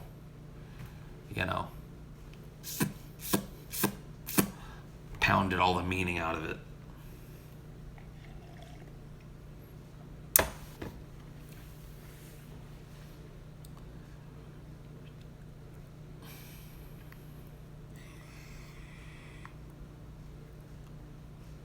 Oh, dude, I love Snot. That album, Get Some, is so great, dude. I used to just play that album end to end. It's got some chill vibes in it, and it's got some really upbeat songs on it. I love that new metal shit. You know what I mean? I don't know why. I just... Not all new metal, but that one, dude. That fucking album. Snot, Get Some, man. What an audacious album. You ever consider rolling down a hill, considering your potential to be a streamlined human rolling machine and have a bunch of tall white people at the bottom? Dude, that would be sick. Dude, if we could get a bunch of tall white people and dress them up like bowling pins and then put my fat ass in a big black leotard and roll me down a hill. Dude, I would do it. I volunteer, dude. I feel bad for the people I gotta hit. I might hurt them, but I'll roll down the fucking hill. I know it's been done, but I want to do it. I want to do it.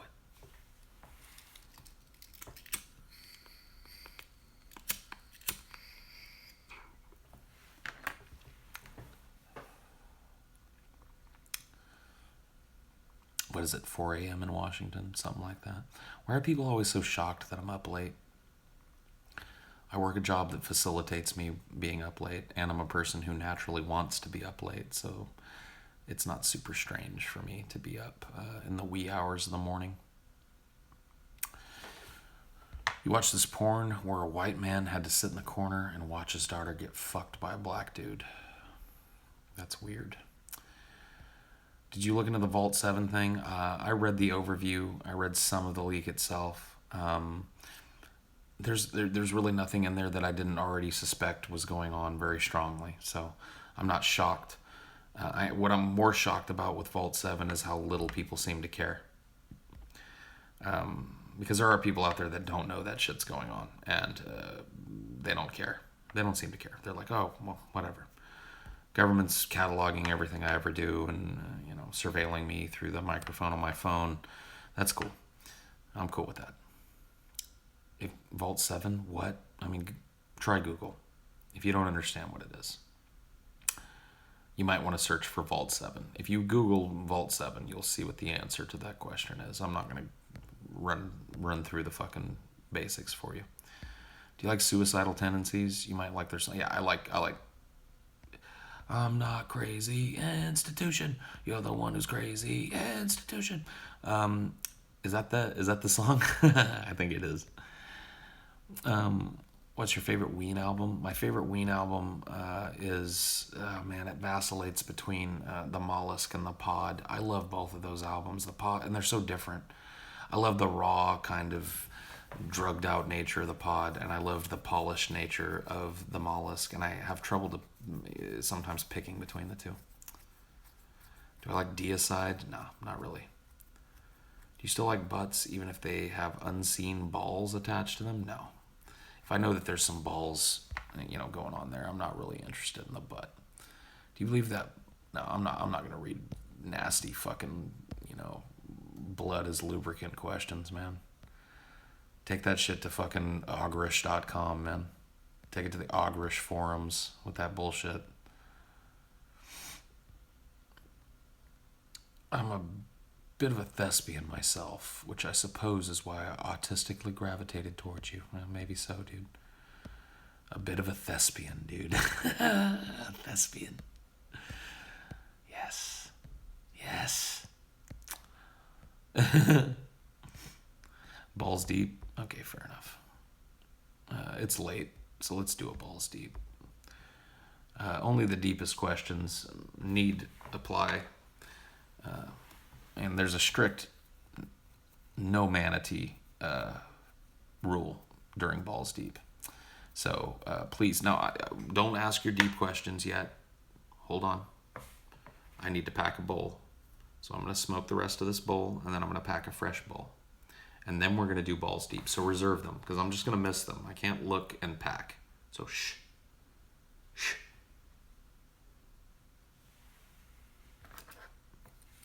Any, like I said, there's a no manatee clause during this thing of the show.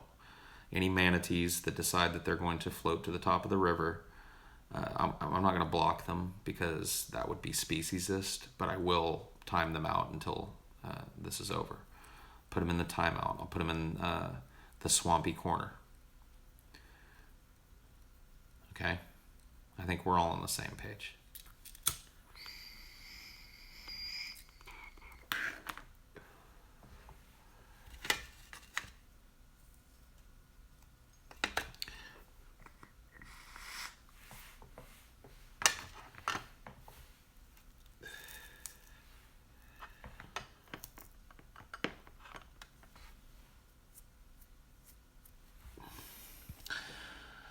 How much do you have to pay me to do a shot? Quite a bit, considering that I don't have any alcohol in the house, and I don't know of any place that's open right now that would sell me any. So you'd have to pay me a lot of money for me to secure some alcohol and take a shot for you right now.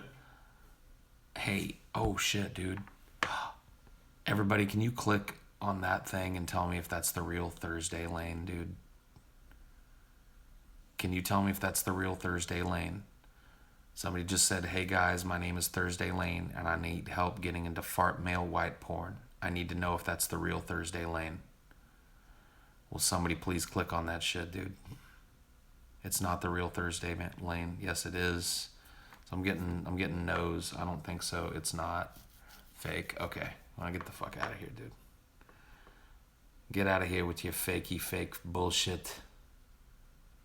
Thursday Lane, dude. I thought Thursday was in here for a second, dude. I'm sorry, dude. You people trying to say it is the fakes one already, dude. I know what it's like. I know how to take a poll, man.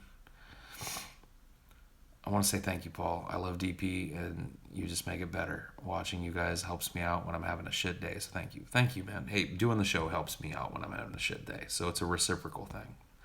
So thank you for watching. Is that the guy from those weird videos? That's Thursday Lane, yeah. Please, I need to smell the fart smell of a cream guy, please. Have you ever wanted to climb a building, have so much anger inside you that you want to take a rifle and scream your emotions out before shooting? Jesus Christ, dude, no. If you're feeling that way, please pick up the phone and get some help. Jesus Christ, man. Yo, Paul, I smoked some weed for my first time last Sunday, and you got a fever. You didn't get a fever from the weed, homeboy. Weed does not give you a fever, my nigga. You might have felt like you had a fever, but you was just high.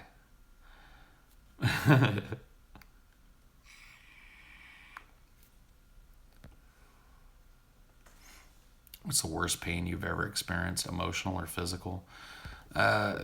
Emotional pain, let's not go that deep with it. Physical pain was gallbladder. I had a gallbladder attack where my gallbladder almost ruptured due to stones I didn't know I had.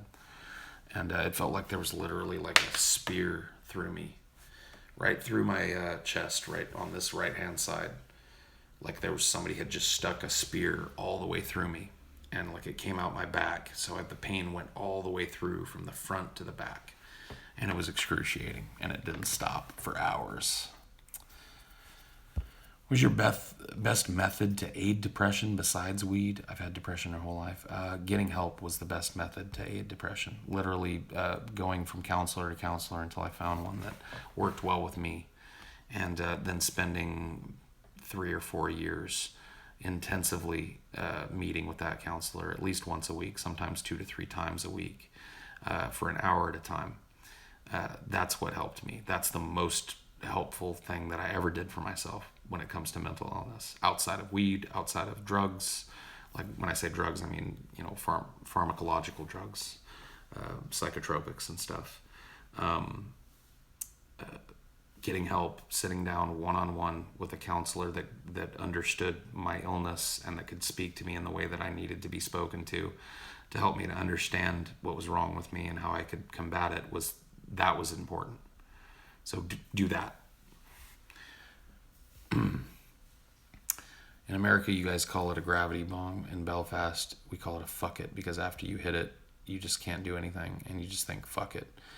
I mean, I could probably freak some people out in Belfast, because I have a feeling if you got like just a ton of Belfast weed and a gravity bong, I could probably sit there and hit it all goddamn night and not do anything close to a fuck it.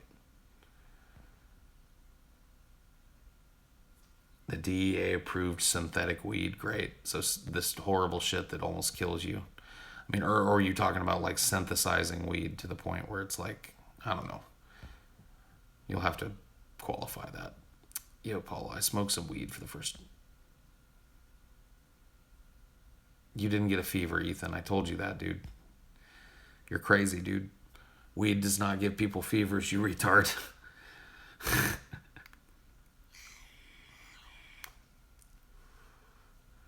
Coming from an atheist, I want to ask, do you consider, or do you think you would ever consider, the unlikely possibility of some sort of an afterlife? Do I consider, or would I ever consider, as an atheist? Sure. I can consider the possibility. I think it's far-fetched, even outside of religion.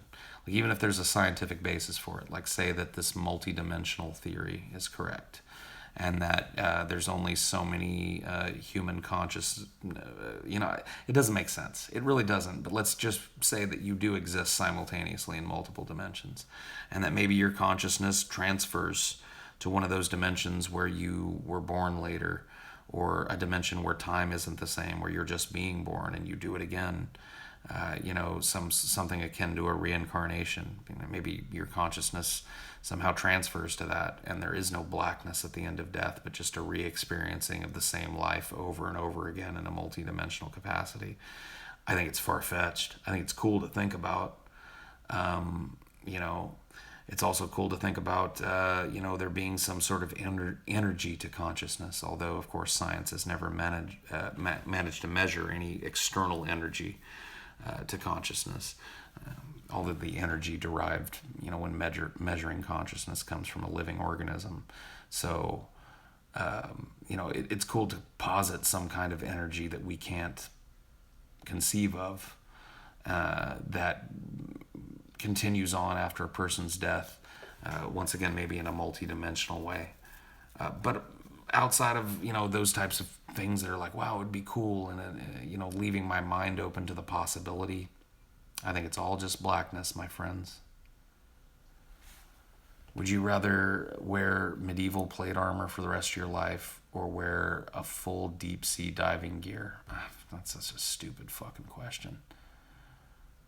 Isn't it a bit arrogant to assume there's no afterlife based on our limited understanding of reality? I don't think it's arrogant to assume that when the biological machinery that supports consciousness is no longer having electrical impulses fire through it, it's no longer functioning as an organ, it's now dead and breaking down as tissue does when it's not supported by circulating blood. I think that there's nothing that you can tell me that tells me that that consciousness derived from anything other than this gray matter that's right up here in my brain. And when that turns to mush and stops functioning, what would be the basis for this consciousness to continue on? If you can explain that to me, then I'm willing to be agnostic on the idea of an afterlife. But as long as I understand that consciousness as we know it and can understand it is supported at its most fundamental level by a biological machine, it's like, having a car and telling me to go start that car, but there's no engine in it. You have to explain to me how you can put a key in that car and turn it over when the engine is gone. Okay? If you can explain that to me, I'm all ears, homie. Energy never dies, it just changes form. Well, of course. Yeah, but that doesn't mean your consciousness is a measurable form of energy outside of the biological machinery of your brain. So yeah, energy never dies. So your energy will be transmuted into matter that will feed the plants and animals, right? That doesn't mean that your fucking ghost gets to walk around and go boogity boogity boo.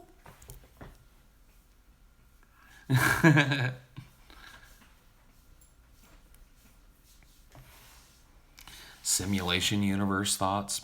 It's an interesting idea, but once again, I think that I haven't yet seen the fundamental support that lets me go, oh, okay, it's all a goddamn simulation. But it's an interesting way to look at reality, and it's certainly an interesting theory. It's what I believe is going to happen as well, but considering that there's no absolute truths, wouldn't it be the most rational to leave the question open? Didn't I just talk about leaving the question open? I'm open to evidence.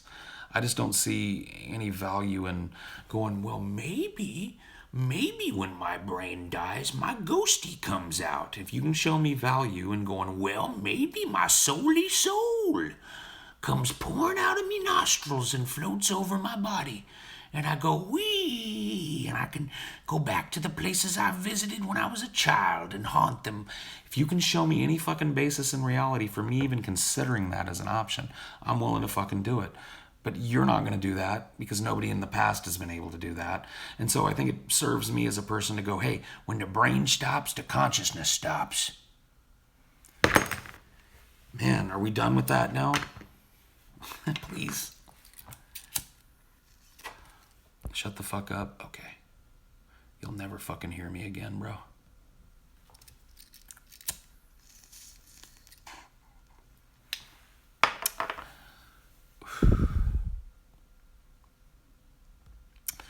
Thoughts on people who live in the Middle East and fight pointless wars year after year. Thousands of people die for no stupid reasons.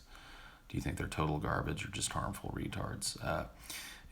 Well, I don't know what country you're from, but the country I'm from is involved in those stupid, pointless wars where thousands of people die, so I can't really go like, yeah, they suck over there in that Middle East, because my dipshit country's had its finger in that pie for more years than I've been alive. So I think they're total fucking garbage and harmful retards.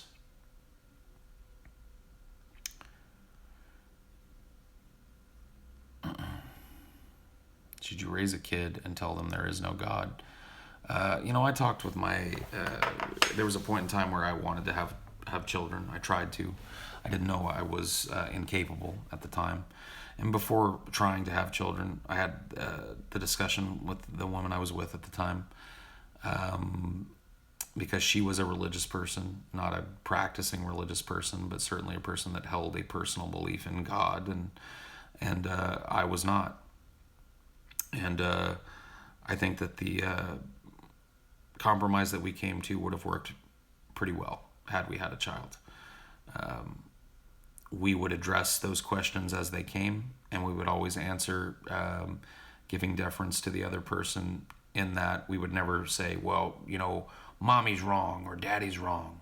It was always about, well, you know what? People believe different things about things. Daddy doesn't believe there's a God at all.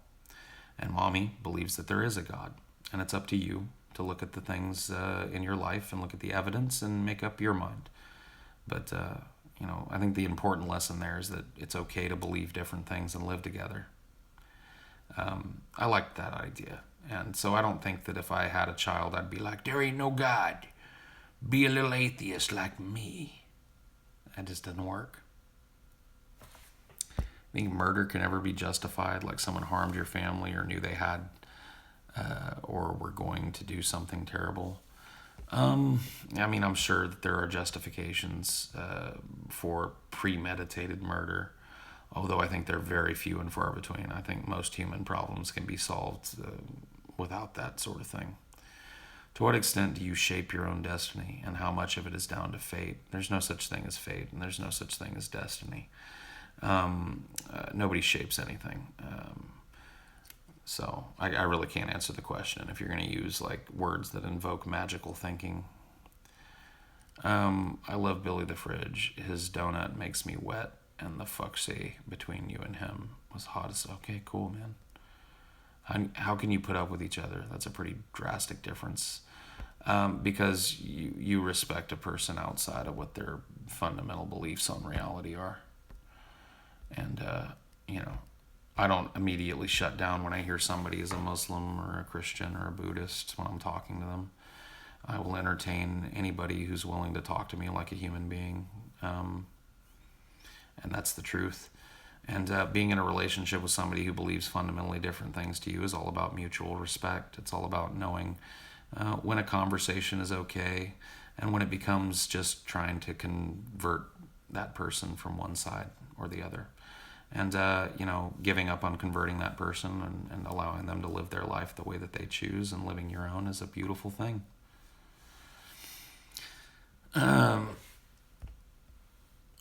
It is a very different... Like, the internet is very polarized right now in a way that it really hasn't been in the past. I mean, it's always been kind of a side-choosing platform, but right now it is... Everything is black and white. You are either A or B, and if you're not, then people will just constantly harangue you from both sides, trying to label you A or B, and they'll decide for you whether you're A or B. And you have to have a strong position that never changes. You can't change your mind, because nowadays changing your mind is looked at as a sign of weakness. So if you espouse a position and then 3 years later you decide something different, that will be thrown in your face today, rather than people going, well, here's a person that grew intellectually. Here's a person that learned things in that 3 years. They go, fucking flip-flopped on it. Look at it, you just said that, but now he said this. That's what the internet is. That's what it's become. It's become a place where intellectual honesty and curiosity is not really wanted. People want to have their opinion repeated back at them by various levels of ideological personality.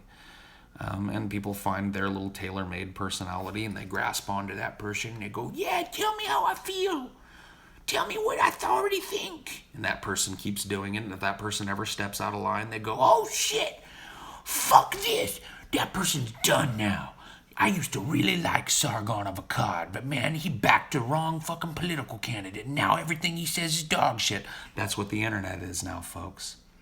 It's fuck or walk. You're either right or you're dead wrong and worth shit. It's a it really is a telling thing, but you gotta live with it. You gotta live with it at certain times.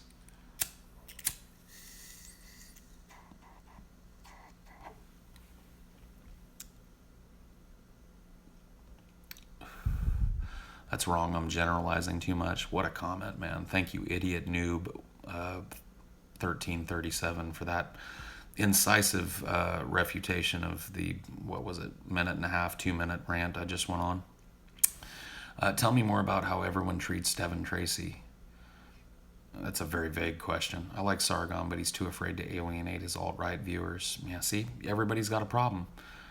I like Sargon, but I like this person, but what happened to just I like this person? And then when somebody says, well, yeah, but that person doesn't agree with abortion, you go, well, I don't like that, but I still like that person. What happened to that? Why has everything got to be, man, I really do like Sargon, but this one thing that he did rubbed me the wrong way. My perception of the way that he did this or that has ruined me on that person forever. Whatever.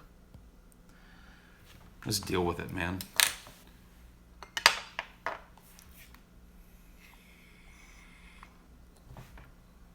I don't even really like Sargon. I'm not defending the dude, but that's my thing. I never espoused to like the dude. I don't really like his content. But I think that the people that were all on his jock fucking a year ago going, Sargon's your fucking god, man. Whoa. Sargon know everything, bro. So, hey, Paulsico, have you ever checked out Sargon of Akkad? And now some of those same people are like, man, that fucking guy, fucking alt-right piece of shit, Trump apologist. And I'm just like, fuck you, you wishy-washy cunt. You like the guy because he was intelligent and well-spoken, and because you didn't agree with one thing he said, you walked away from him?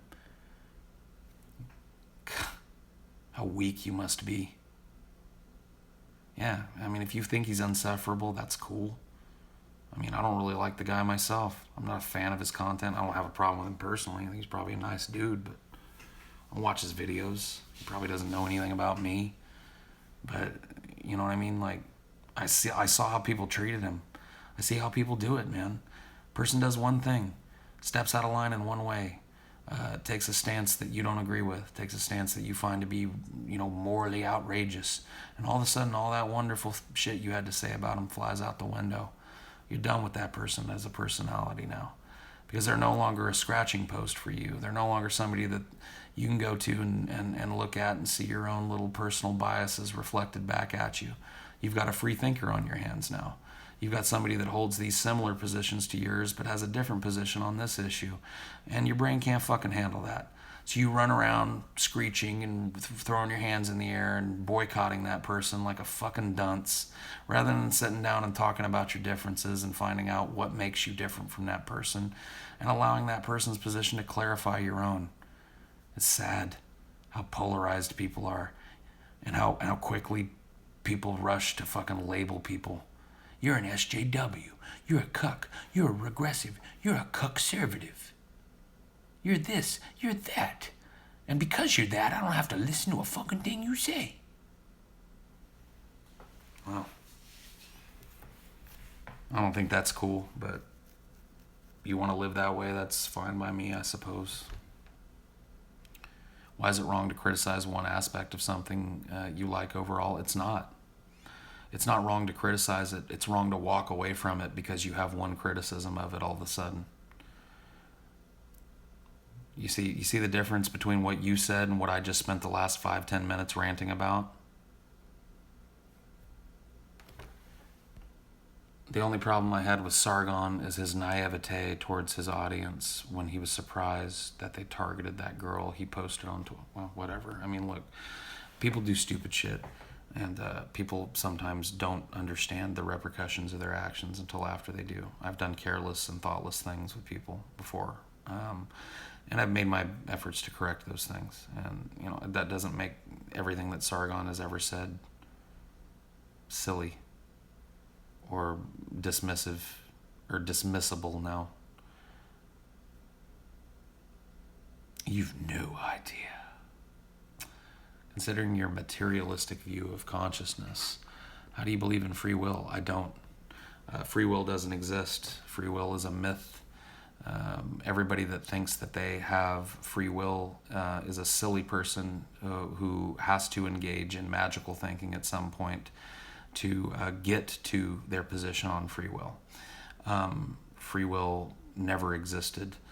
People are a product of multiple things, but certainly your free will is a foregone conclusion. You don't have it. You never did have it. You make choices, but don't control. Well, whatever. Emergent properties, free will is one. Wrong. Sorry. I've heard the argument, and it doesn't convince.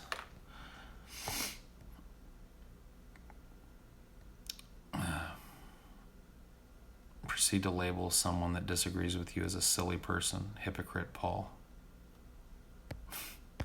Man, some of you people are just absolute. Oh, it's idiot noob again. Never mind. Fuck, you got me again, bro. Good job. Good job. I mean, it's right there in your name, so it's pretty low hanging fruit. So I give you props. I'm just stoned enough to have read it. Choosing isn't free will. You can make limited choices within the scope of what you're capable of in your life, but those limited choices don't constitute free will. Choice and free will are different.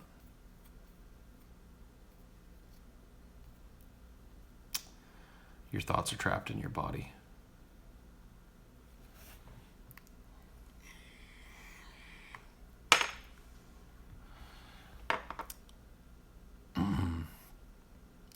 You're missing individual agency. Ultimately, it's your choice. No, it isn't. I mean, I know it's...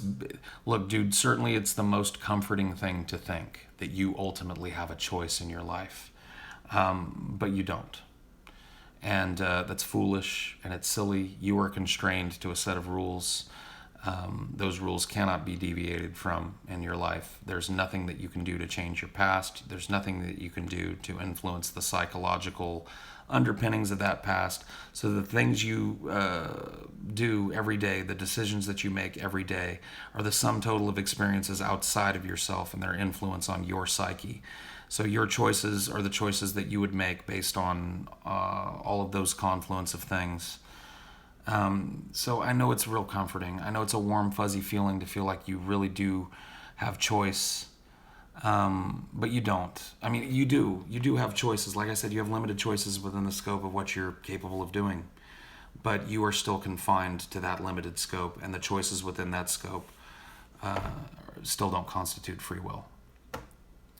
Free will would give you absolute control over your personality and your circumstances, and you have neither of those. And if you tell me that you do, I'm going to call you a fucking liar to your face.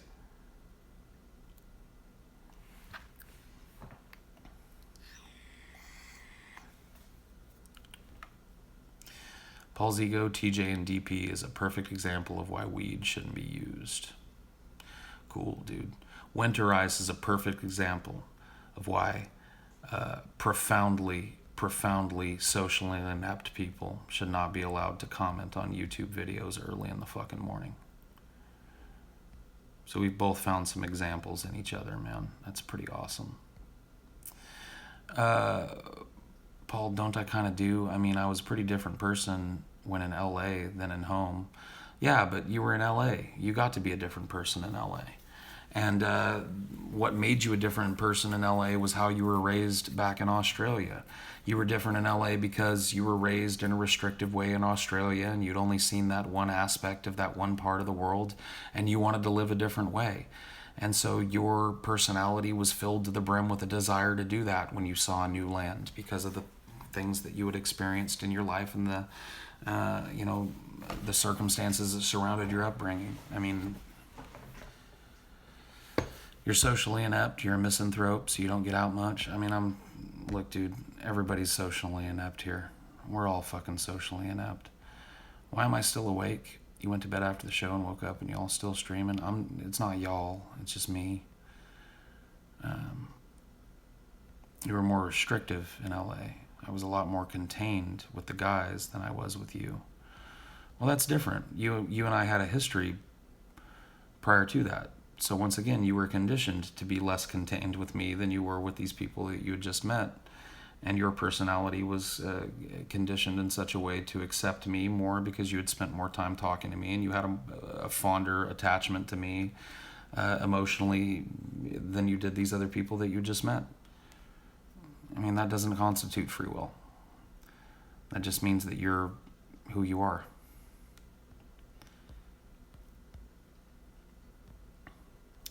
Why is anxiety so hard to explain to people who don't have it? Because people who don't have it, it's The same way it would be hard for a dude that lost his arm to explain what phantom pain is, what it's like to still feel like you have a limb that isn't there.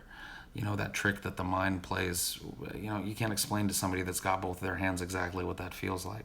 Somebody that has a normally functioning brain, that has never had a panic attack or an anxiety attack, or never suffered for prolonged periods with anxiety.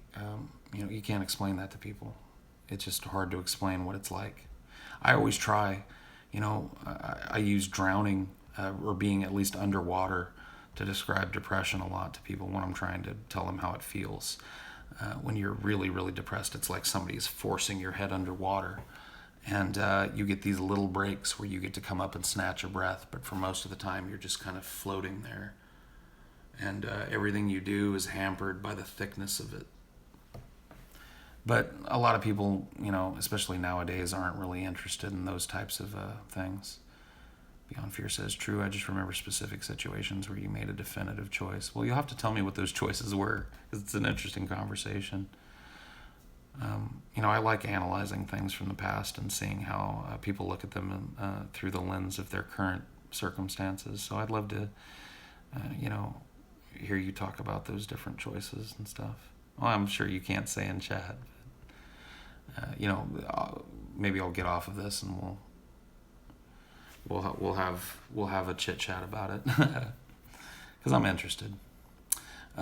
These atheistic, depressed, nihilistic societies so angry at religion was predicted 100 years ago. Okay, cool, man. Thanks for letting me know, Nostradamus. Paul, have you ever had a moment of realization where it feels like to live without anxiety or being stressed out, like a second birth that's refreshing? No. It's always there in the back of my head. I don't really get free of it at any point. I have my bad days and my less bad days. And I've learned to operate within that framework to the best of my ability. Do you think there's a chance that someone in the chat is more intelligent or knowledgeable than you? Absolutely. I don't really consider myself either of those things, either all that intelligent or all that knowledgeable on any given subject. So I'm sure that there are people out there who are late in their, you know, collegiate career, or just people that have spent their lives studying something that they care about, that are going to carry a much weightier perspective than I can bring. I'm just a dork, man. Challenge me to a brain brawl. You win. I'm way too stoned, man. Detroit hood banger. Blat, blat, blat. I got a Uzi and an AK-47, you bish. Gonna put you down on my set, nigga. I'll never be in Detroit, so you ain't gonna put me down on your set, motherfucker. I ain't coming nowhere near your fucking hood, dude. You ran out of weed. I'm sorry to hear that. That's a sad thing to hear.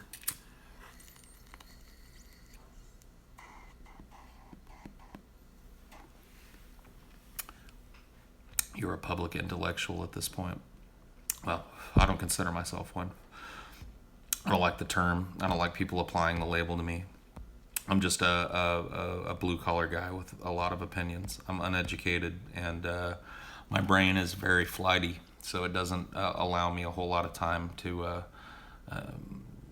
get a whole lot. There's one thing in my life that I'm good at, one thing that I'm trained to do, and that's acting and all those little substrata of that. Improvisational performance, improvisational lyricism, singing, acting, all of those things that go together with that. Those are the things that I'm good at, but that doesn't impart an intelligence to me. That's just something I'm good at.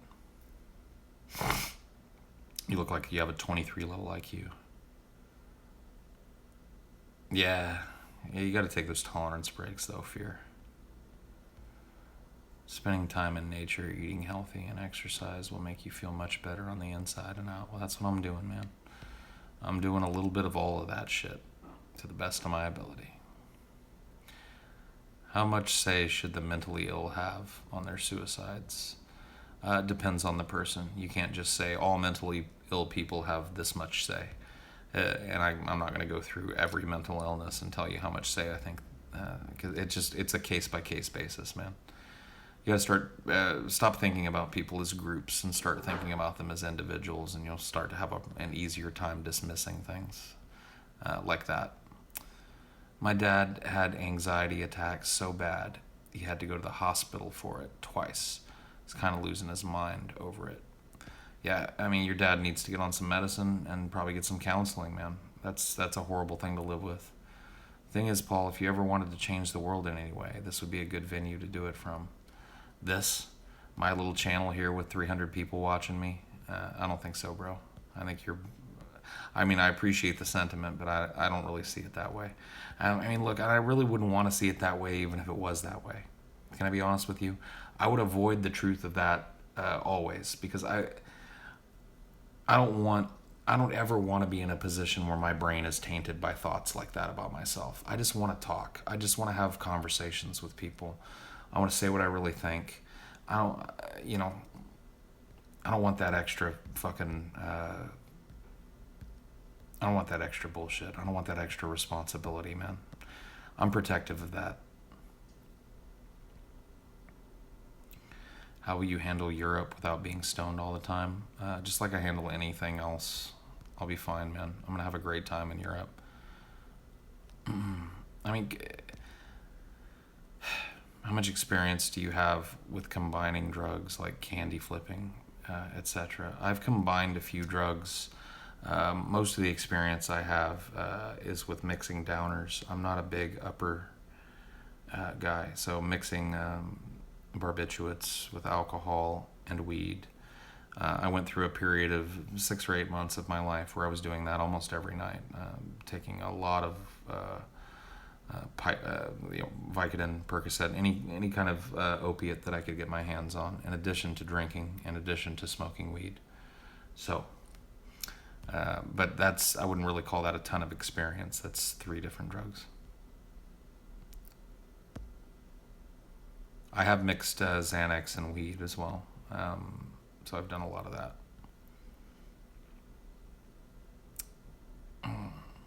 Do you write any songs or stories? Yeah, I have a file of shit that I've been writing for a long time. And I have a long list of songs that I've written, some that have been recorded and some that probably won't ever be. I write, I tinker around with writing, and I have since I was a very young person. So I have a lot of stuff. Most of it will never see the light of day. Most of it's just kind of practice, but I enjoy the process of it. The whole podcast and so on, but I get it. You don't want to be saying sure, and I don't really. It's not even really narcissism. It's just like I don't want the job, man. I don't want to be a public intellectual. I don't want to be a person people go to hear what they want to hear, and I don't want to be a person that people go to trust what they have to say either. I'm not a fucking expert on things. I don't want that responsibility. I'm not looking to be an expert in these social issues. I'm just a guy on the ground who's lived at various levels in the economic strata, who has opinions about these things. And I'm willing to defer the floor to people who know more than me. And I'd rather do that, man.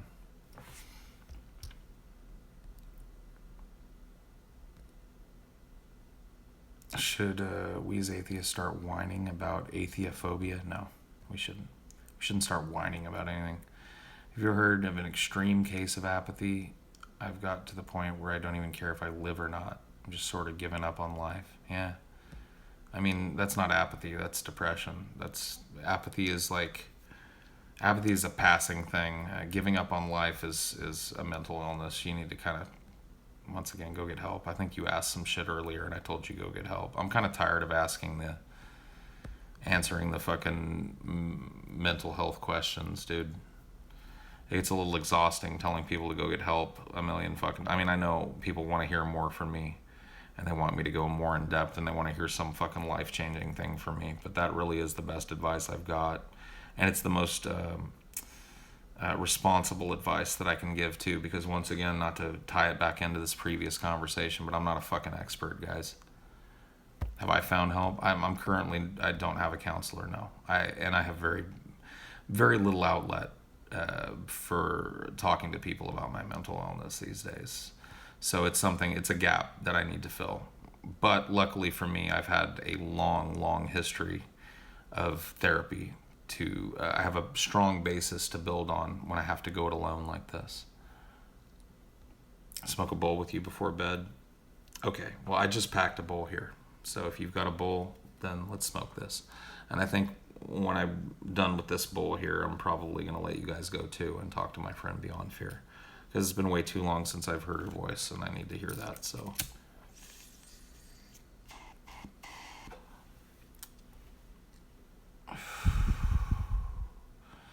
Should you ship school today? Ship school with who, dude?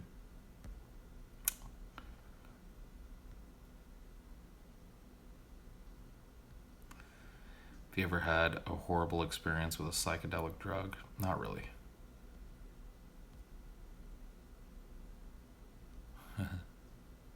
You're getting help.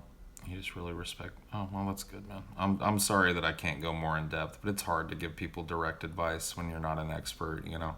I know it worked for me, and I can talk about that all day. But, I mean, I'm not saying worked for me like it cured me, but has worked for me in the past to gain a greater understanding.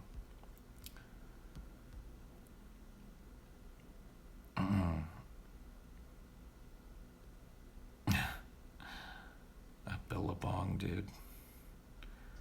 Have you ever done shrooms in a graveyard? No, but I did do acid in a graveyard one time in my teens, and it was cool. I didn't trip super hard, but it was still a pretty memorable trip. No super strong visuals, just a really eerie sense of connection with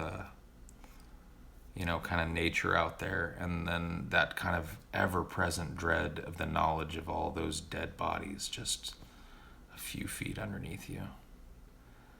Made for a really kind of cool trip.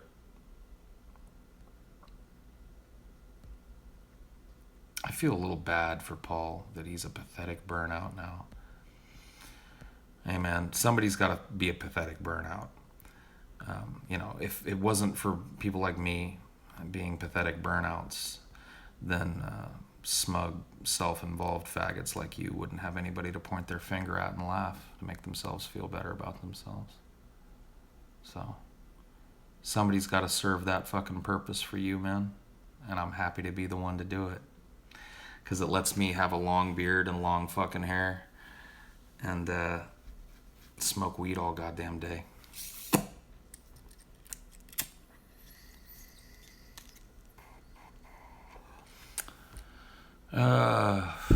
What advice would you give someone in a relationship with someone who's depressed? Try and be patient with them. And don't feel bad if you reach a point where you can't take it anymore and you got to do something for yourself and you got to leave or whatever. But if you're trying to stay with that person, try and remember that they don't want to be the way that they are.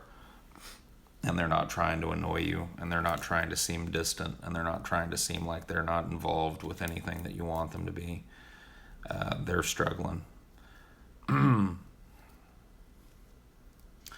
So anyway, I'm going to let you guys go and try and get a hold of my friend.